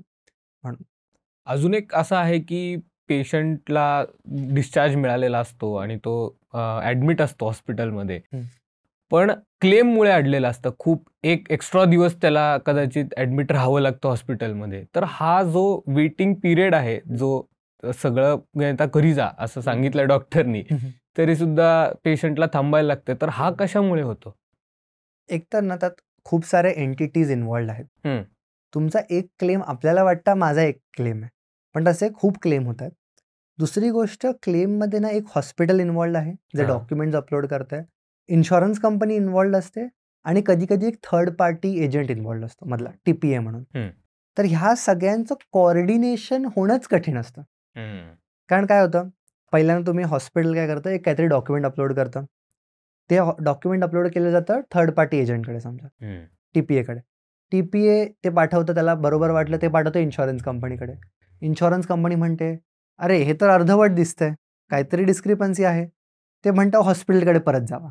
मग ते डॉक्युमेंट येतं TPAकडे, मग परत TPAकडनं हॉस्पिटलकडे. म्हणजे हे काय म्हणतो आपण, ते मामाचं पत्र हरवल्यासारखा खेळ आहे बाकी काही नाही. त्यामुळे थोडा डिले होतो. तरी एक गोष्ट मी आता नोटीस केली आहे, जे प्रायव्हेट प्लेयर्स आहेत ना ते थोडं त्यांच्या सर्व्हिसवरती फोकस जास्त करायला लागलेत. सो बिकॉज सर्व्हिसवरती फोकस जास्त करतात, आता एक 4 तासात 3 तासात डिस्चार्ज होऊन जातो. हॉस्पिटल्सची एक लिस्ट असते, ब्लॅक लिस्ट, तो काय प्रकार आहे? आय थिंक हे खूप लोकांना माहीत नाही आहे, पण प्रत्येक इन्शुरन्स कंपनीचं ना एक लिस्ट ऑफ ब्लॅकलिस्टेड हॉस्पिटल्स असतात. त्याचा अर्थ असा आहे की त्या हॉस्पिटलने ह्या लोकांना पास्टमध्ये काहीतरी प्रॉब्लेम दिलेला आहे इन्शुरन्स कंपनीला. मे बी त्यांनी ओव्हरचार्ज केलं आहे और कुठला तरी मे बी फ्रॉड्युलंट क्लेमला मदत केली आहे. तर त्या केसमध्ये मग हॉस्पिटल ब्लॅकलिस्टेड होतं. मी एक पर्सनली केस बघितलेली जिथे एका पर्सनचा नॉर्मल आपलं ॲक्सिडेंट टाईप झालेला, काही लागलं नव्हतं, फक्त इथे डोक्याला थोड्या 1-2 स्टिचेस मारलेल्या, बाकी काही नाही. तो पर्सन हॉस्पिटलमध्ये जेव्हा गेला तेव्हा त्याला डॉक्टर बोलले तुमचा इन्शुरन्स आहे का? तो बोलला हो आहे, आणि नवीन होता तो पर्सन, पहिल्यांदा घेतलेला इन्शुरन्स. तर तो खुश झाला, डॉक्टर पण खुश झाले, मोठं हॉस्पिटल होतं खूप. तर ते म्हटले की मग आपण काय करू ना, तुम्हाला 1 दिवस मी ॲडमिट करून घेतो आणि तुमचा सिटी स्कॅन हे ते सगळ्या टेस्टचा खर्च आपण इन्शुरन्स कंपनीला लावूया. पण ॲक्च्युली इथे प्रॉब्लेम काय आहे की तो पर्सन नवीन होता, त्यामुळे त्याला कळलं नाही की हॉस्पिटल ॲडव्हान्टेज घ्यायचं ट्राय करते ह्याच्या पॉलिसीचा पैसे काढण्यासाठी. पण मी एक लोकांना ऑलवेज सांगतो, तेव्हाच तुम्ही हॉस्पिटल झाला पाहिजे जेव्हा गरज आहे हॉस्पिटलायझेशन. करेक्ट. कारण ह्याने काय केलं, नुसतं ॲडमिट टाईप झाला, त्यांनी स्टिचेस 2 लावल्या, मलमपट्टी केलं, एक IV चढवली आणि तो मस्त आराम त्याने केला दिवसभर. पण ऑन द अदर हँड जेव्हा बिल जनरेट झालं, एका दिवसाचं 65,000 बिल जनरेट केलं हॉस्पिटल. आणि त्याच्यामध्ये त्या पर्सनने मला बिल पाठवलेलं, मी बघितलं, ऑपरेशन थिएटर बुक केलं 30 मिनिटासाठी, ॲनिस्थेशॉलॉजिस्ट मागवला आहे, असं एक एक एक लावलंय आणि असं करत 65,000 केलंय. पण हे काहीच झालंच नव्हतं. तो फक्त मजा करत होता त्याच्या रूममध्ये, एक IV लावलेली, 2 स्टिचेस मारलेल्या, बस. तर हे जे हॉस्पिटल्स करतात त्यांना युजली ब्लॅकलिस्टेडमध्ये टाकलं जातं. हा क्लेम मिळाला कारण मोरॉलेस आम्ही त्याला खूप जास्त पुश केलं, कारण कस्टमरची चुकी नव्हती आणि असं सगळं. बट मोस्टली असे क्लेम्स नाही मिळत कधीच. आणि ह्या पर्सनने जरी परत असं कधी करायचं ट्राय केलं त्याची तर पॉलिसीच कॅन्सल होणार. कारण आता इन्शुरन्स कंपनीने बघितलंय की एकदा ह्याने पडलेला हा खड्ड्यात, परत खड्ड्यात हा जर माणूस पडतोय तर हा मुद्दामून पडतो. बरोबर.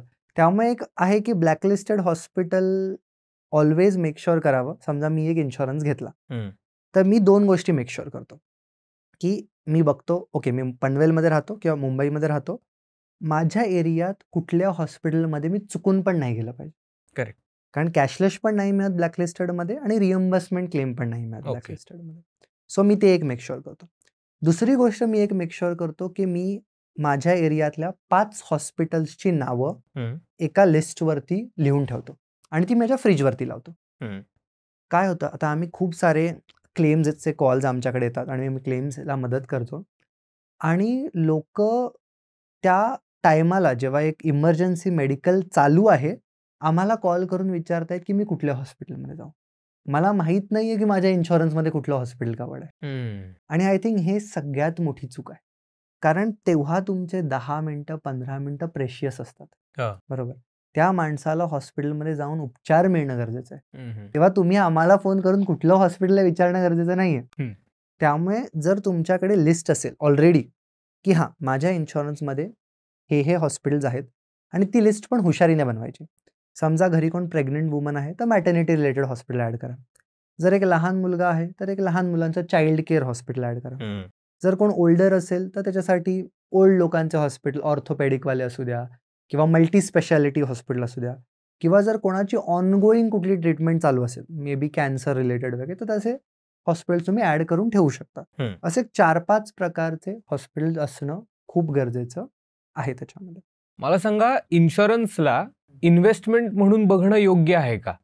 आय थिंक आपल्याकडे एक ते पूर्वीपासून चालत आलंय की मुलगा नोकरीला लागला तर आता इन्शुरन्स काढूया, LIC पॉलिसी काढूया. बरोबर. आणि मी तुम्हाला खरं सांगतो, माझ्या वडिलांच्या 20 LIC पॉलिसीज आहेत. कारण एक माझे काका होते, ते यायचे नेहमी एक पॉलिसी काढवायचे आणि जायचे गावी. असं जेव्हा मुंबईत यायचे तेव्हा आमच्याकडे राहायचे. पण मी जेव्हा त्या पॉलिसीचं कॅल्क्युलेशन केलं ना, ज्या पॉलिसीज जुन्या काही काढलेल्या होत्या, जेव्हा इंटरेस्ट रेट खूप जास्त होता, त्या काळच्या पॉलिसीज ओके आहेत, कारण एक 9-10% रिटर्न देत आहेत त्या.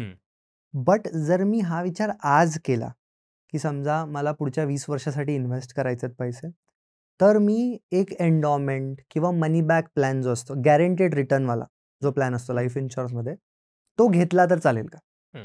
तर मोस्टली मी म्हणेन नॉट अ गुड आयडिया, कारण खूप मोठी चूक आहे ही. जर तुम्हाला वाटतंय 6% रिटर्न इनफ आहेत तर तुम्ही घ्या. कारण ह्या प्रॉडक्ट्समध्ये जेव्हा गॅरंटेड रिटर्न असतं ना, एक 6 ते 7% रिटर्न येतो. त्यामुळे it is not very good return. तुम्ही बेअरली इन्फ्लेशन वगैरे महागाईला बीट करताय. त्यामुळे आमचं रेकमेंडेशन असेल की गॅरंटेड रिटर्नवाले प्लॅन तर यंग लोकांनी अवॉइड करावेत. मग लोकांचं म्हणणं असतं, स्वप्नील मी ते काहीतरी एक युलिप म्हणून प्रॉडक्ट आहे बघा, जे मार्केट रिटर्न देतं आणि मस्त रिटर्न देतं, ते घेऊ का? मग मी लोकांना म्हणतो की हे बघा, जर तुम्हाला मार्केट रिटर्न हवा आहे ना, why not buy a mutual fund? That is a direct option. हे कसं होतंय, तुम्ही एका ह्याच्यात दोन्ही करायला जातात. म्हणजे जसं ते अर्जुनाने, त्याला फक्त डोळा दिसत होता, तुम्हाला आहे की मला झाड पण पाडायचं आणि डोळा पण पाडायचा, असं नाही होऊ शकत. बरोबर. तुमचा लाईफमध्ये एकच गोल असला पाहिजे प्रत्येक वेळेला. जर तुम्हाला इन्शुरन्स हवाय, माझं रेकमेंडेशन असेल तुम्ही टर्म प्लॅन घ्या. म्हणजे तुम्हाला कमी पैशामध्ये खूप जास्त प्रोटेक्शन मिळेल आणि तुम्हाला जेवढे पैसे तुमचे राहत आहेत ना, ते पूर्ण इन्व्हेस्ट करा. मी स्वतः तसंच करतोय. जे काही माझे पैसे आहेत ना, मंथली एक टर्म प्लॅनचा हप्ता जातो आणि उरलेले पैसे माझे SIP जातात ऑलवेज. आणि ही बेस्ट स्ट्रॅटेजी आहे. कारण कसं आहे, कमी पैशात मला खूप मोठा कव्हर मिळतोय टर्म प्लॅनमध्ये आणि इकडे मला ॲडिक्वेट रिटर्न मिळतोय अकॉर्डिंग टू मला किती रिस्क घ्यायची. आणि मी ती मॉड्युलेट करू शकतो. असं नाही आहे की ओके मी कुठेतरी युलिपमध्ये पैसे टाकले आहेत आणि तेच म्हणजे जे काही रिटर्न मिळतील तेवढेच मिळतील, किंवा मला मध्ये काढायला लागले पैसे, ह्या सगळ्या गोष्टी म्युच्युअल फंडमध्ये अलाउड असतात. कारण डिफरंट टाईप्स असतात.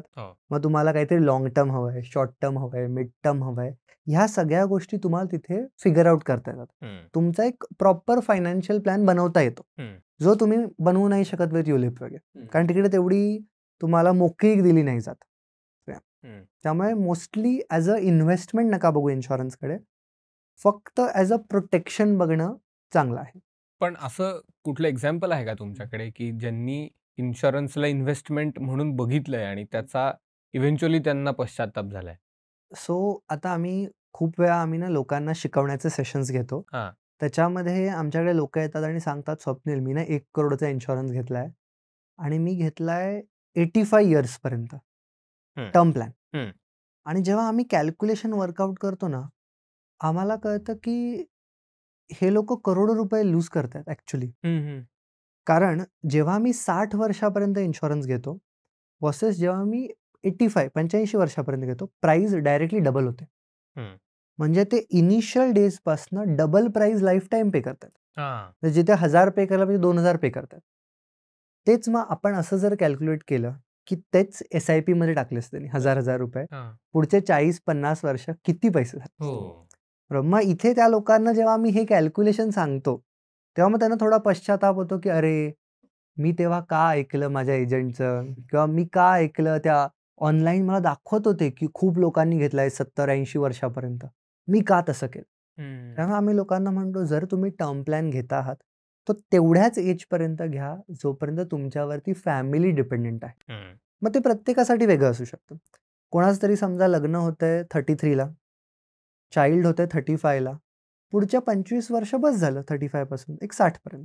जर तुम्हाला वाटतंय नाही, मुलाला अजून थोडी मोकळीक द्यावी, 30 वर्ष 65 पर्यंत घ्या, बट त्याच्यापेक्षा पुढे नका जाऊ. जेवढं तुम्ही एज वाढवणार, प्राइस वाढणार, आणि जेवढी प्राइस वाढणार तेवढं तुमचं इनडायरेक्टली नुकसान आहे, कारण तेच पैसे तुम्ही सेव्ह केले असते. आता इन्शुरन्ससाठी इतके पैसे दर महिना द्यायचे, तर मग इतर खर्च कसे मॅनेज करणार? आपल्याला असं वाटतं की इन्शुरन्स खूप महाग आहे, पण जर तुम्ही फक्त टर्म प्लॅन बघितलं ना, जसं मी माझं एक्झाम्पल दिलं, 920 रुपये 1.25 करोडचा माझा प्रॉडक्ट होता. 920 रुपये साईडला काढणं is not very big thing. थोडं इनिशियली वाटेल, पण थोड्या वर्षांनंतर ते इझी होऊन जातं, कारण व्हॅल्यू पैशाची कमी होते. त्यामुळे आपण राईट जर प्रॉडक्ट घेतला ना, रादर दॅन बाईंग मनी बॅक, युलिप वगैरे, तर मग आपल्याला बरोबर कमी पैशात जास्त कव्हर मिळतं. तेच मी जर 1.25 करोडचं कव्हर मनी बॅकमध्ये घ्यायला गेलो असतो, तर माझा मे बी मंथली 1 लाखाचा प्रीमियम आला असता. म्हणजे तिथे प्रीमियम खूप जास्त येतो युजली, कारण तिथे त्यांना तुम्हाला रिटर्न द्यायचे आहेत पैसे. इथे कसं असतं, काही प्रॉब्लेम झाला तरच रिटर्न मिळणार, नाहीतर नाही मिळणार. त्यामुळे प्रीमियम खूप छोटा असतो टर्म प्लॅन मध्ये. आता इन्शुरन्स घेताना त्याच्यामध्ये खूप टेक्निकल गोष्टी असतात आणि जो एजंट असतो तो म्हणतो सगळंच घ्या. तर नक्की काय घ्यायचं हे कसं ठरवायला पाहिजे? बरोबर. सो मोस्टली आम्ही लोकांना रेकमेंड करतो की हे जे ॲड ऑन्स म्हणतात त्याला, एक्स्ट्राच्या गोष्टी तुम्ही घेता, ते असं आहे बघा, तुम्ही जर कुठलीही कार घ्यायला गेलात तर तो पर्सन म्हणणार सगळ्याच ॲक्सेसरीज गरजेच्या आहेत, बरोबर, बट नसतं. तर मोस्टली मी म्हणेन हेल्थ इन्शुरन्समध्ये 1 ते 2 गोष्टी तुम्ही फक्त बघितल्या पाहिजेत. एक आहे नॉन पेएबल आयटम्सचं कव्हर, त्याला कन्झ्युमेबल आयटम्स पण म्हणतात. म्हणजे जे छोट्या छोट्या गोष्टी असतात, PPE किट झालं, सिरिंजेस, ग्लव्ज, कॉटन, असे 120 आयटम्स आहेत गव्हर्नमेंटने सांगितलेले, जे कव्हर नाही होत इंडियामध्ये. सो त्याचं एक जर तुम्ही ॲडिशनली कव्हर घेतलं तर बेटर होईल, कारण नाही तर काय होतं, 100 रुपयामधलं ना 3-4% आपल्याला क्लेम द्यायला लागतो, जो काही क्लेम होईल त्यातनं. आणि मग तेव्हा आपल्याला वाटतं की अरे 500-600 रुपये एक्स्ट्रा दिले असते तर एवढे पैसे वाचले असते. त्यामुळे आम्ही रेकमेंड करतो ते एक कव्हर असलं पाहिजे. दुसरा, जर तुम्हाला ऑप्शन आहे इन्शुरन्समध्ये बोनस वाढवून घ्यायचा, तर चांगलं आहे. कारण आता अशा पॉलिसीज एक्झिस्ट करतात जिथे तुमचं कव्हर 10 लाखापासून 50-70 लाखापर्यंत पण जातं, जर तुम्ही एक ॲड ऑन छोटासा घेतला असेल तर 500-1000 रुपयामध्ये. तर हे 2 हेल्थ इन्शुरन्समध्ये ॲड ऑन असणं गरजेचंच आहे. आणि टर्म इन्शुरन्समध्ये जर तुम्ही मला विचारताय तर एक चूक टाळली पाहिजे आपण, जे आहे accidental death benefit add on घेणं. आपल्याला वाटतं की अरे नॉर्मल टर्म प्लॅन आहे, ॲक्सिडेंट नाही कव्हर करत, पण तो कव्हर करतो. ओके. त्यामुळे तुम्हाला एक्स्ट्रा ॲड ऑनची त्याच्यामध्ये गरज नसते. नाहीये. हां. ॲड ऑन घेतला तर काय होणार आहे, तुम्हाला एक्स्ट्रा पैसे मिळणार आहेत. जिथे माझा 1 करोडचा टर्म प्लॅन आहे, 1 करोड तर ॲक्सिडेंटला मिळणारच आहेत, पण ॲड ऑनने अजून पैसे मिळतील मला. पण आम्ही म्हणतो, की जर तुम्ही आधीच कॅल्क्युलेट केलेलं आहे, माझ्या फॅमिलीला 2च करोड पाहिजेत. मग असं का पाहिजे, की नॉर्मल क्लेमला 2 आणि ॲक्सिडेंटलला 3? अनफेअर आहे ना हे. त्यामुळे आम्ही म्हणतो ॲक्सिडेंटलचा ॲड ऑन नका घेऊ. क्रिटिकल इलनेसचा फॉर शुअर घ्या. कारण क्रिटिकल इलनेसच्या ॲड ऑनमध्ये आत्ता इंडियामध्ये क्लेम्स खूप वाढले आहेत. आधी असं होतं, की एवढे जास्त इंडियामध्ये लोकांना क्रिटिकल इलनेस नव्हते होत. पण तुम्ही तुमच्या व्हिसिनिटीमध्येच जरी बघितलं, की हां, किती लोकांना कॅन्सर झालाय, किती लोकांना किडनी इश्यू झालेत. प्रमाण खूप जास्त वाढतंय. त्यामुळे I think critical illness add on हा असलाच पाहिजे एनी टाईम तुमच्या प्लॅनमध्ये. मला सांगा, हेल्थ इन्शुरन्समध्ये नक्की काय मिळतं आणि काय एक्सक्लूड होतं? तर हेल्थ इन्शुरन्समध्ये बघा 4 गोष्टी आहेत ज्या एक्सक्लुडेड आहेत. पहिलं येतं मॅटर्निटी रिलेटेड क्लेम्स, जे एक्सक्लुडेड असतात कम्प्लीट. ओके. काही पॉलिसीज असतात त्या कव्हर करतात, पण मॅटर्निटी हे कधीच कम्प्लिटली कव्हर नाही केलं जात. बरं. ते म्हणतील आम्ही एक 30,000 देऊ, 40,000 देऊ, 50,000 देऊ, नॉट मोर दॅन दॅट. त्यामुळे आम्ही म्हणतो हे तुम्ही एक्सक्लुडेड आहे, पण तुमच्या कॉर्पोरेट प्लॅनमध्ये कव्हर्ड आहे. तिथेच कव्हर करून तुम्ही घ्या. ओके. म्हणजे हा तर प्रॉब्लेम सॉल्व्ह झाला. दुसरं एक असतं ओपीडी क्लेम्स. म्हणजे आता एक सर्दी, खोकला काही आहे, तुम्हाला जायचं आहे डॉक्टरकडे आणि तो क्लेम घ्यायचा. तो क्लेम युजुअली लोकं देत नाहीत. कारण आपल्याकडे लोकं खूप हुशार आहेत. ते असंच डॉक्टरकडे जाऊन चिठ्ठ्या लिहून घेतील, की मी ₹500 ₹500 आलो सारखं तुमच्याकडे. बरोबर. त्यामुळे ओपीडी आपल्याकडे थोडं होत नाही क्लेम. जे कंपन्या अलाउ करतात त्यात पण ते रिस्ट्रिक्शन लावतात ना, की ₹500च तुम्ही क्लेम करू शकता. ते पण एका क्वार्टरमध्ये 2 वेळाच. Not more than that. त्यामुळे हे ओपीडी मॅटर्निटी झालं. देन डेंटल ट्रीटमेंट्स नाही कव्हर होत. कारण सगळ्यांना माहिती आहे डेंटिस्टच्या प्राइसेस कायच्या काय होतात आणि ते नेसेसरी आहे का नाही हे फिगर आउट करणं कठीण आहे खूप. It is not a medical issue as per them. आणि जी चौथी गोष्ट आहे ती आहे कॉस्मॅटिक ट्रीटमेंट्स, की तुम्हाला जर तुम्हाला स्वतःला सुंदर दिसवायचं आहे और काहीही कॉस्मॅटिक ट्रीटमेंट करायची आहे, तर ती नाही कव्हर केली जात हेल्थ इन्शुरन्समध्ये. कारण ते मेडिकली नेसेसरी नाही आहे. पण हे सोडून बाकी सगळ्या गोष्टी हेल्थ इन्शुरन्समध्ये कव्हर होतात. आणि एक नवीन गोष्ट आली आहे ज्याला आम्ही एक्सपेरिमेंटल ट्रीटमेंट्स म्हणतो. खूप लोकं आम्हाला हे विचारतात बिकॉज खूप साऱ्या कॅन्सर ट्रीटमेंट्स ह्या अजूनपर्यंत गव्हर्नमेंट अलाउड नाही आहेत. ज्यांना अप्रुव्हल मिळायचं आहे, ज्या ट्रायलमध्ये आहेत. मग लोकं ते करतात आणि त्याचा रिझल्ट येऊ पण शकतो चांगला, नाही पण येऊ शकत. करेक्ट. ह्या कव्हर नाही होत, कारण ह्या गव्हर्नमेंट अप्रूव्ड नाही आहेत. ह्या एक्सपेरिमेंटल ट्रीटमेंट्स आहेत. तर त्या तेव्हाच कव्हर होतं जेव्हा आपल्याला एक अप्रुव्हल मिळतं फॉर्मल, की ही ट्रीटमेंट आहे, अलाउड आहे तुम्हाला कुठेही करणं. तर मग हे एक एक्सक्लुजन्स तुम्ही डोक्यात ठेवले तर बस आहे. बाकी सगळे क्लेम्स तुम्हाला मिळतात. काही टेन्शन नाही. आता डायबिटीस किंवा बीपी सारखे आजार असताना सुद्धा हेल्थ इन्शुरन्स मिळतो का? डायबिटीज, बीपी खूप मोठी गोष्ट नाही. आता सगळ्यांनाच ऑलमोस्ट आहे. फक्त त्यात प्रकार असतात. Like for example BP, high BP सगळ्यांना असतो. लो बीपीच्या केसेस खूप कमी असतात. सो लो बीपी वाल्यांना मिळणं कधी-कधी कठीण होतं. काय कंपन्यांना थोडंसं असं वाटतं, की अरे लो बीपी आहे, मग काय वगैरे असं. डायबिटीजमध्ये टाइप 2 डायबिटीज जर असेल ना, नॉर्मल जो मेडिसिन्स लोकं खातात, तर काही प्रॉब्लेम नाहीये मिळायला. पण जर टाइप 1 आहे, जिथे लोकं इन्सुलिन इंजेक्ट करतात, त्या केसेस थोड्या रिस्की मानल्या जातात. मग सगळे इन्शुरन्स कंपनी नाही देत त्या केसमध्ये तुम्हाला प्रॉडक्ट्स. खूप कमी इन्शुरन्स कंपन्यांकडनं तुम्हाला मग प्रॉडक्ट्स मिळतात. असं होतं. पण मिळतं. प्रत्येक ह्याच्यासाठी ना मी बघितलंय इव्हन लोकांना आर्थरायटिस व्हायला लागलाय आता किंवा वेगवेगळे आजार होत आहेत. इव्हन जे कॅन्सर पेशंट्स आहेत पास्टमध्ये, जे आता फुल्ली रिकवर्ड आहेत, त्यांना सुद्धा पॉलिसी मिळते. फक्त बेस्ट प्लॅन्स नाही मिळत. मग तुम्हाला थोडे कंडिशन्स असलेले प्लॅन किंवा co-payment, room rent restriction, disease wise limit असलेले प्लॅन्स मिळतात. आणि ते थोडे जास्त पैसे घेतात तुमच्याकडनं. त्यामुळे आम्ही लोकांना म्हणतो जेवढं तुम्ही यंग आहात तेव्हा बाय करू शकला तर बेटर आहे. सो दॅट मग ही पुढे जाऊन तुम्हाला मग परत टेन्शन नको, की अरे मला आता हे झालं, आता मी कसं काय करेन.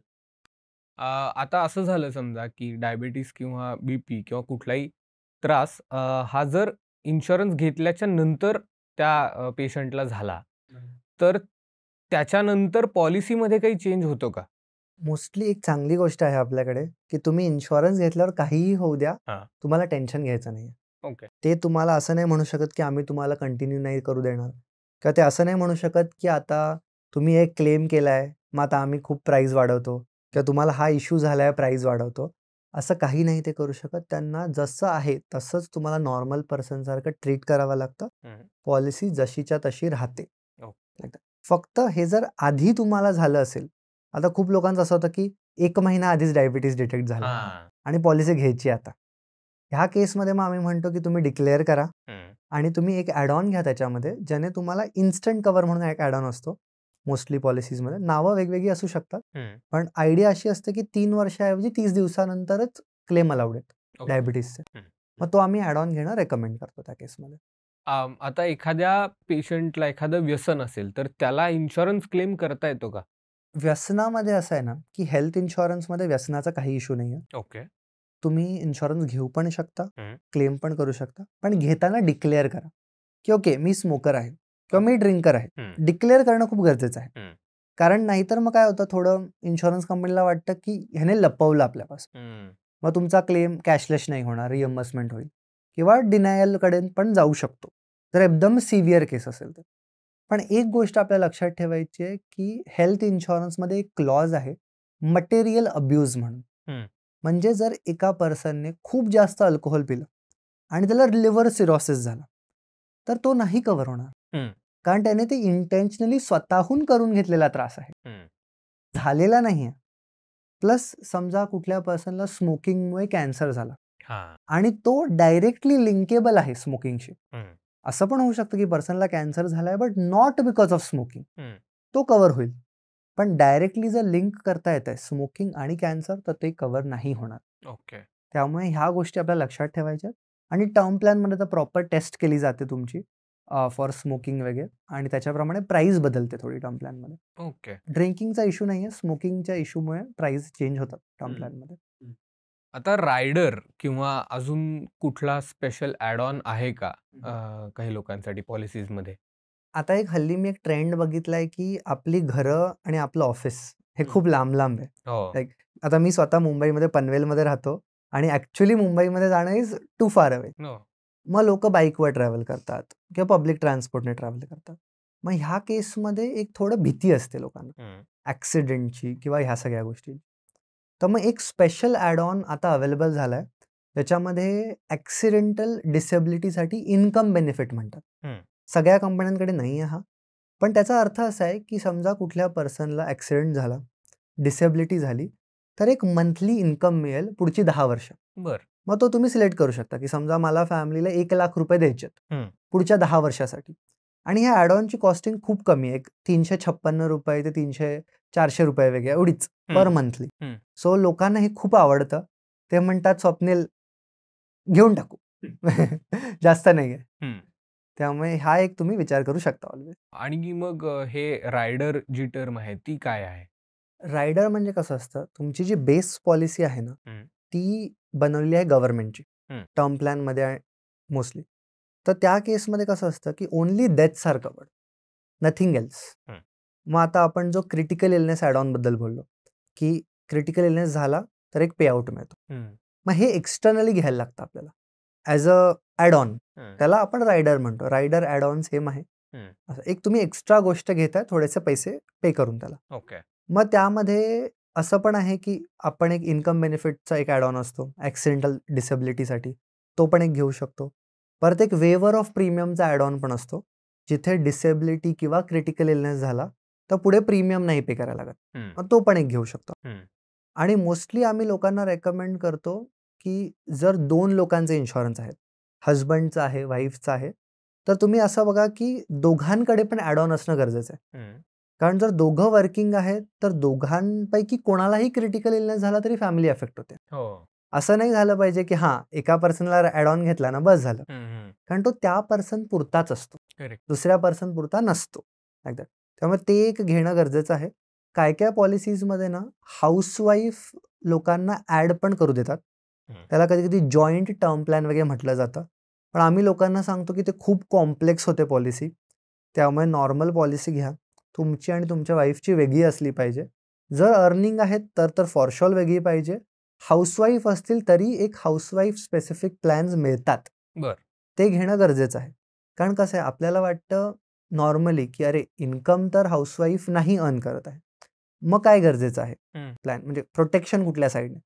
पण मी स्वतः ऑब्झर्व केलंय की ॲज अ इन्कम ते जरी ॲड नसतील करत तरी ॲज अ एक्सपेन्स ते खूप गोष्टी थांबवतात.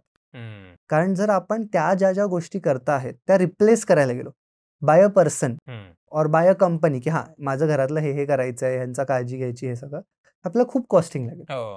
त्यामुळे आपण ह्या डायरेक्शनने पण एक विचार केला पाहिजे की ऑलवेज असणं त्यांच्यासाठी पण एक टर्म प्लॅन छोटा का होईना 50 लाखाचा पण गरजेचा आहे फॅमिलीला. मला सांगा, इन्शुरन्स रिलेटेड मिथ्स काय काय आहेत लोकांच्या मनात? आय थिंक सगळ्यात मोठी जी मिथ आहे इन्शुरन्स रिलेटेड ती अशी आहे की माझ्याकडे जर इन्शुरन्स आहे आणि मी हॉस्पिटलमध्ये गेलो तर माझं बिल म्हणजे डबल ट्रिपल होणार फॉर शुअर. आणि मला लोक सर्रास म्हणतात की स्वप्नील, मला वाटते मी इन्शुरन्स नाही यूज करत, छोटासा क्लेम आहे, कशाला फुकटचं माझं बिल वाढवून घेऊ मी. आणि म्हणजे ही खूप लोक असे आम्हाला कॉल करतात, विचारतात वगैरे. पण एक गोष्ट ह्यात आपल्याला अंडरस्टँड केली पाहिजे की बिकॉज तुमचा इन्शुरन्स आहे तुमचं बिल नाही वाढत. ऍक्च्युली खरं सांगायला गेलं ना तर ॲज अ इन्शुरन्स कंपनी, समजा मी तुमचं हॉस्पिटल, तुम्ही हॉस्पिटलचे मालक आहात, मी इन्शुरन्स कंपनीचा मालक आहे. मला माहिती आहे की जर माझे 100 पेशंट तुमच्याकडे येणार आहेत तर मी काय करणार, मी तुम्हाला बोलणार की ओके तुम्ही एक प्रोसिजर करताय नी रिप्लेसमेंटची, तुम्ही सगळ्यांना 2.5 लाख कॉस्ट करताय, माझ्या पेशंटला तुम्ही 2,30,000 कॉस्ट केलं पाहिजे. ओके. तर हे एक डील निगोशिएट होतं हॉस्पिटलमध्ये आणि इन्शुरन्स कंपनीमध्ये. ओके. आणि त्याच्यामुळे ऍक्च्युली प्राइजेस कमीच होतात.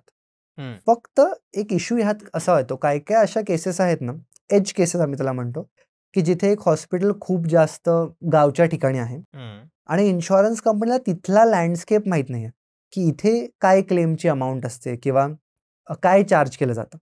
आणि ते सिटीप्रमाणे थोडंसं कम्पेअर करतात आणि त्यांना वाटतं की हे तर कमी आहे, पण कम्पॅरेटिव्हली ते लोक जास्त चार्ज करतात आजूबाजूच्या हॉस्पिटल्स प्रमाणे. सो अशा काय काय केसेसमध्ये चुकून जास्त चार्ज होतं, पण सगळीकडे असं नाही होत. सगळीकडे मोस्टली निगोशिएटेड असतात कॉन्ट्रॅक्ट, की हां डेंग्यूसाठी पेशंट आहे, 5 दिवस राहायला 1 लाख बिल झालं पाहिजे. कारण ॲट द एंड इन्शुरन्स कंपनीला ते परवडलं पाहिजे.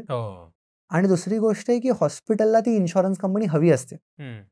कारण जर इन्शुरन्स कंपनी इथे आहे ना तर त्यांचे खूप जास्त कस्टमरचा इन्फ्लो येतो मग आपल्याकडे, जर टायअप असेल इन्शुरन्स कंपनीचं तर. त्यामुळे दोघांना एक प्री निगोशिएटेड प्राइसेस आणि सगळं होतं.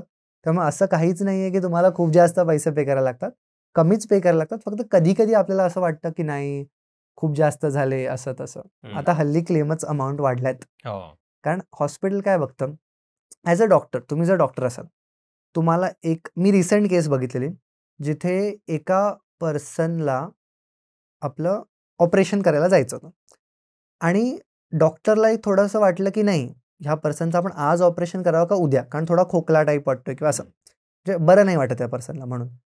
मग डॉक्टरने काय केलं, तो म्हटलं हां जावा ह्या टेस्ट करून या. तर टेस्टचे 10,000 वाढले. आता लोक म्हणतात की हे त्याने केलं बिकॉज इन्शुरन्स होता माझ्याकडे म्हणून केलं.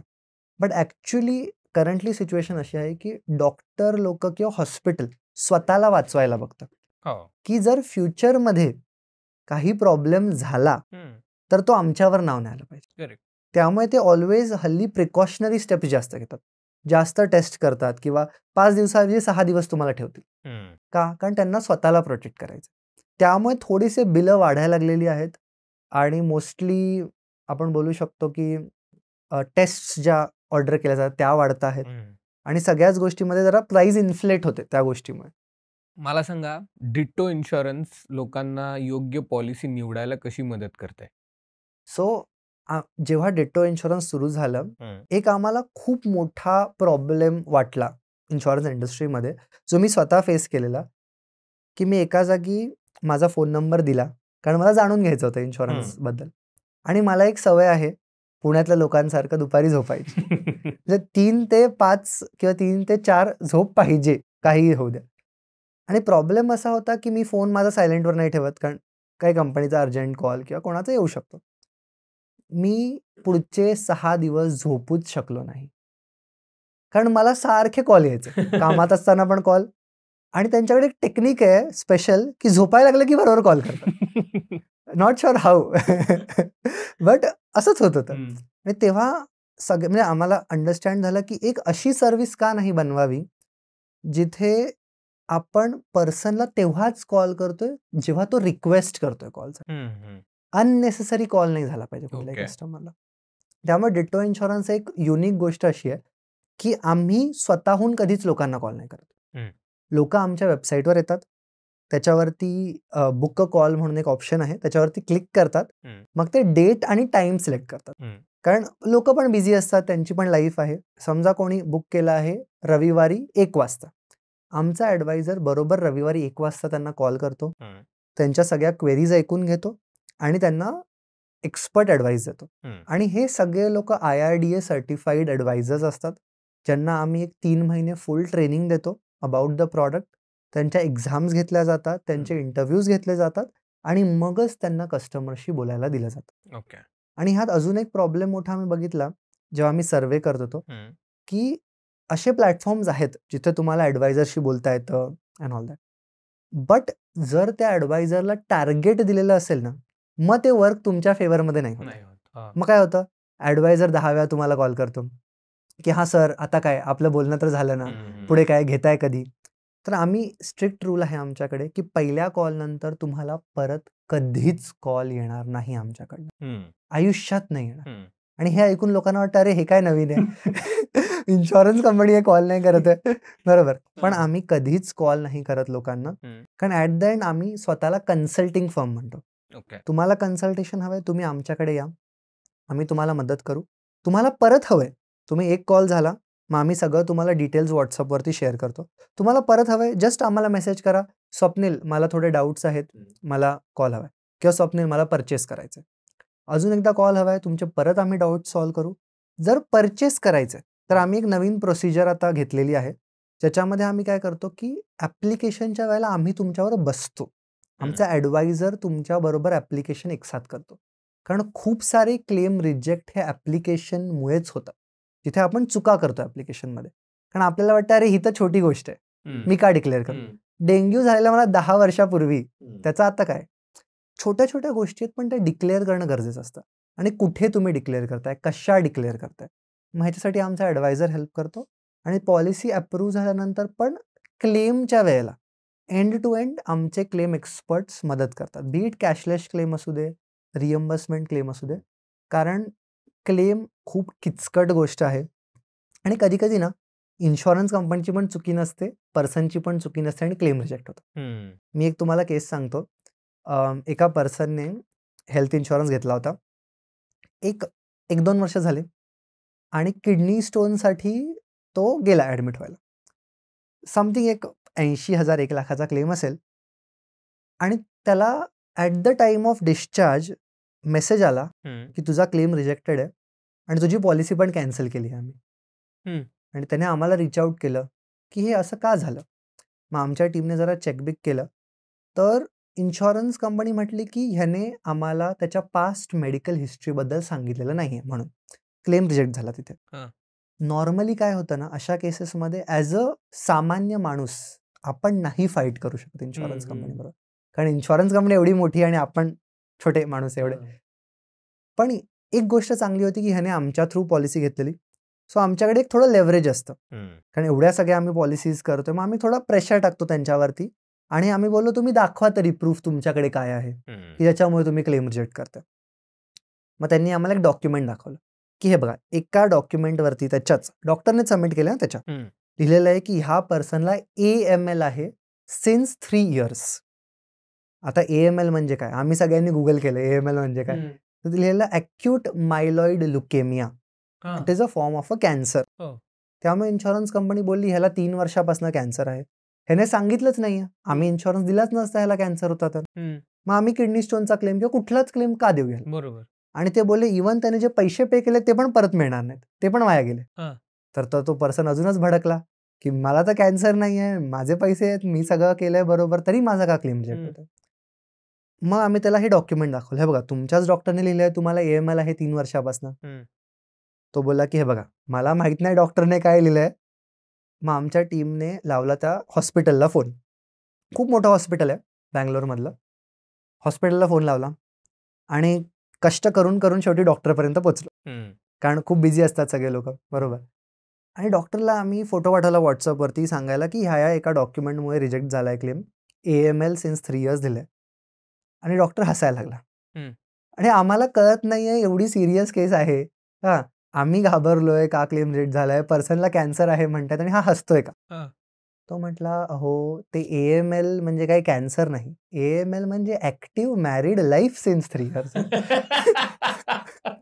आणि आम्ही तेव्हा अख्खा दिवस आम्ही विचार करतोय की ओके, तेव्हापासनं आम्ही एक नवीन टीमच हायर केली ज्याच्यामध्ये डॉक्टर लोक आहेत. त्यांचं काम सिम्पल आहे, कुठलाही डॉक्युमेंट जेव्हा सबमिट होते रिएम्बर्समेंटसाठी चेक करायचं, असे काही शॉर्ट फॉर्म वापरलेत का नाही, कारण शॉर्ट फॉर्म धोका देतात.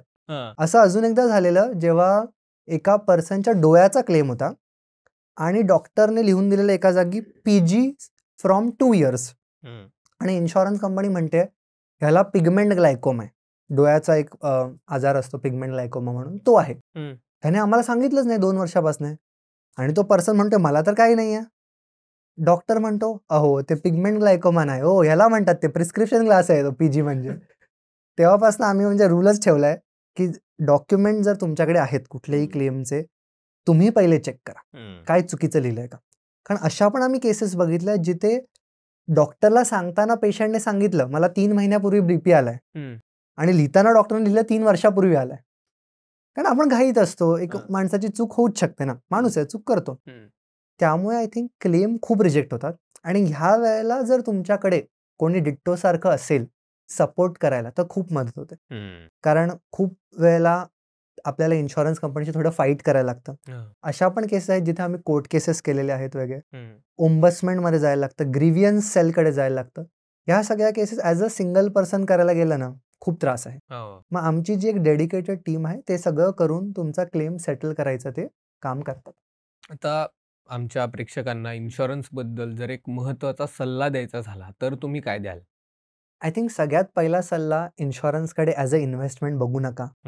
ही इन्व्हेस्टमेंट नाही आहे, हे तुमचं फ्युचर प्रोटेक्शन आहे, खूप इम्पॉर्टंट. दुसरा सल्ला, जेवढे यंग आहात तेव्हा घ्या. भले तुम्ही छोटा घेऊ शकताय ठीक आहे, पण घ्या. काही नसल्यापेक्षा काहीतरी असणं गरजेचं आहे. आणि असं विचार नका करू की अरे मी तर आयर्न मॅन, सुपरमॅन, मला काय होतंय. मी बघितल्यात केसेस जिथे छोटंसं एक मच्छर डेंग्यू करतो तुम्हाला आणि 75,000चा तुमचा क्लेम जातो. आणि 75,000 मोठी अमाऊंट आहे. तुमचं ॲटलिस्ट 3 महिन्याचं 2 महिन्याचं घर चालणार त्याच्यामध्ये. त्यामुळे असणं गरजेचंच आहे. आणि थोडासा जरी तुमचा डिले झाला ना, म्हणजे आमच्याकडे एक कपल होतं, दोघं पण मस्त मोठ्या बँक्समध्ये कामाला होते आणि वाईफला कॅन्सर डिटेक्ट झाला. त्यांनी तेव्हा इन्शुरन्स घेतलाच नव्हता. ते बोलले वाईफचा पण कॉर्पोरेट प्लॅन आहे, माझा पण कॉर्पोरेट प्लॅन आहे. पण तेव्हा असं झालं वाईफला स्टॉप करायला लागला जॉब. सो तिचा जॉब स्टॉप झाला. एका कॉर्पोरेट प्लॅनवर त्यांनी क्लेम केला. त्यांचे सगळे सेव्हिंग्ज यूज झाले. आता त्यांना रिअलाइज झाले नाही मला आता इन्शुरन्स पाहिजे वाईफसाठी. पण आता वाईफ आहे कॅन्सर रिकव्हरिंग पेशंट, म्हणजे झाले 2-3 वर्ष रिकव्हर झालेत कम्प्लिटली. पण आता त्यांना बेस्ट इन्शुरन्स नाही मिळत आहे. तर मग ही चूक टाळणं खूप गरजेचं आहे. जेव्हा वेळ आपल्या हातात आहे तेव्हा गोष्ट करणं गरजेचं आहे. ती निघून गेल्यावर आपण नाही परत मागे जाऊ शकत. आणि योग्य करा. एक ॲडवाईस घेणं खूप गरजेचं आहे. जसं आपण बघा ना, कुठली इन्व्हेस्टमेंट करतो आपण कोणाला तरी विचारतो. आपण असं नाही म्हणत ना हा मी घेऊन टाकलं. साधी गाडी घेताना आपण 10 लोकांना विचारतो, अरे मी ही गाडी घेतोय ना, कशी वाटते, काय प्रॉब्लेम आहे का. मग माझा प्रश्न हा आहे, तुम्ही इन्शुरन्स सारखी गोष्ट घेताना का नाही ॲडवाईस घेत. आणि जर तुम्हाला ॲडवाईस फ्रीमध्ये भेटते तर का नाही, बरोबर. आणि ॲट डिट्टो आम्ही तेच मेक शुअर करतो की तुम्हाला ॲडवाईस फ्रीमध्ये आहे, तुम्हाला कोणीही बॉदर नाही करत आहे. प्लस जे लोक तुमच्याशी बोलतायत ना ॲडवायझर, त्यांना टार्गेट नाही आहे, तिथे तुमच्या मागे नाही पडलेत की घ्या घ्या घ्या. तुम्हाला वाटलं फक्त ॲडवाईस घ्या चालेल, तुम्हाला वाटलं इन्शुरन्स घ्यायचा इन्शुरन्स पण घ्या चालेल, तुम्हाला पुढच्या सर्व्हिसेस मिळतील, क्लेम्स वगैरे. आणि सगळ्यात महत्त्वाचं की हे लोक आधी इन्शुरन्स इंडस्ट्रीमधले नाही आहेत. लाईक मी जसा सॉफ्टवेअरमधनं इथे आलो, तसं आमच्याकडे डॉक्टर, डेंटिस्ट, फिजिओथेरपिस्ट किंवा वेगवेगळे इव्हन लॉयर, शेफ, एअर म्हणजे हे जे एअर क्रूमध्ये लोक काम करतात ना, असे पण लोक आहेत. असं आता अराउंड 1000 लोकांची आमची कंपनी आहे, जे आम्ही इंडियाला थोडं बदलायचा प्रयत्न करतोय की कुठल्या वेने ते इन्शुरन्सकडे बघतात ते थोडं चेंज करायचं. त्यांना एक राईट ॲडवाईस द्यायची आहे. आणि मोस्टली ह्याच्यामध्ये आम्हाला झिरोधा खूप हेल्प करत आहे, कारण आमचं पॅरेंट झिरोधा आहे, त्यांनी आमच्यात इन्व्हेस्टमेंट केलेली. आणि त्यांची पण फिलॉसॉफी सेम आहे, लोकांसाठी चांगलं करा, ऑटोमॅटिकली कंपनीसाठी चांगलं होईल. आणि त्याच ह्याने आम्ही चालत आहोत पुढे. थँक्यू स्वप्नील सर, तुम्ही आमच्या शोवर आलात आणि आमच्या प्रेक्षकांना खूपच महत्त्वाची माहिती दिली, त्याबद्दल खरंच खूप खूप धन्यवाद. तुम्हाला जर हा व्हिडिओ आवडला असेल तर नक्की लाईक करा, शेअर करा आणि वैचारिक किडाच्या चॅनलला सबस्क्राईब करा. भेटूया पुढच्या एपिसोडमध्ये. धन्यवाद.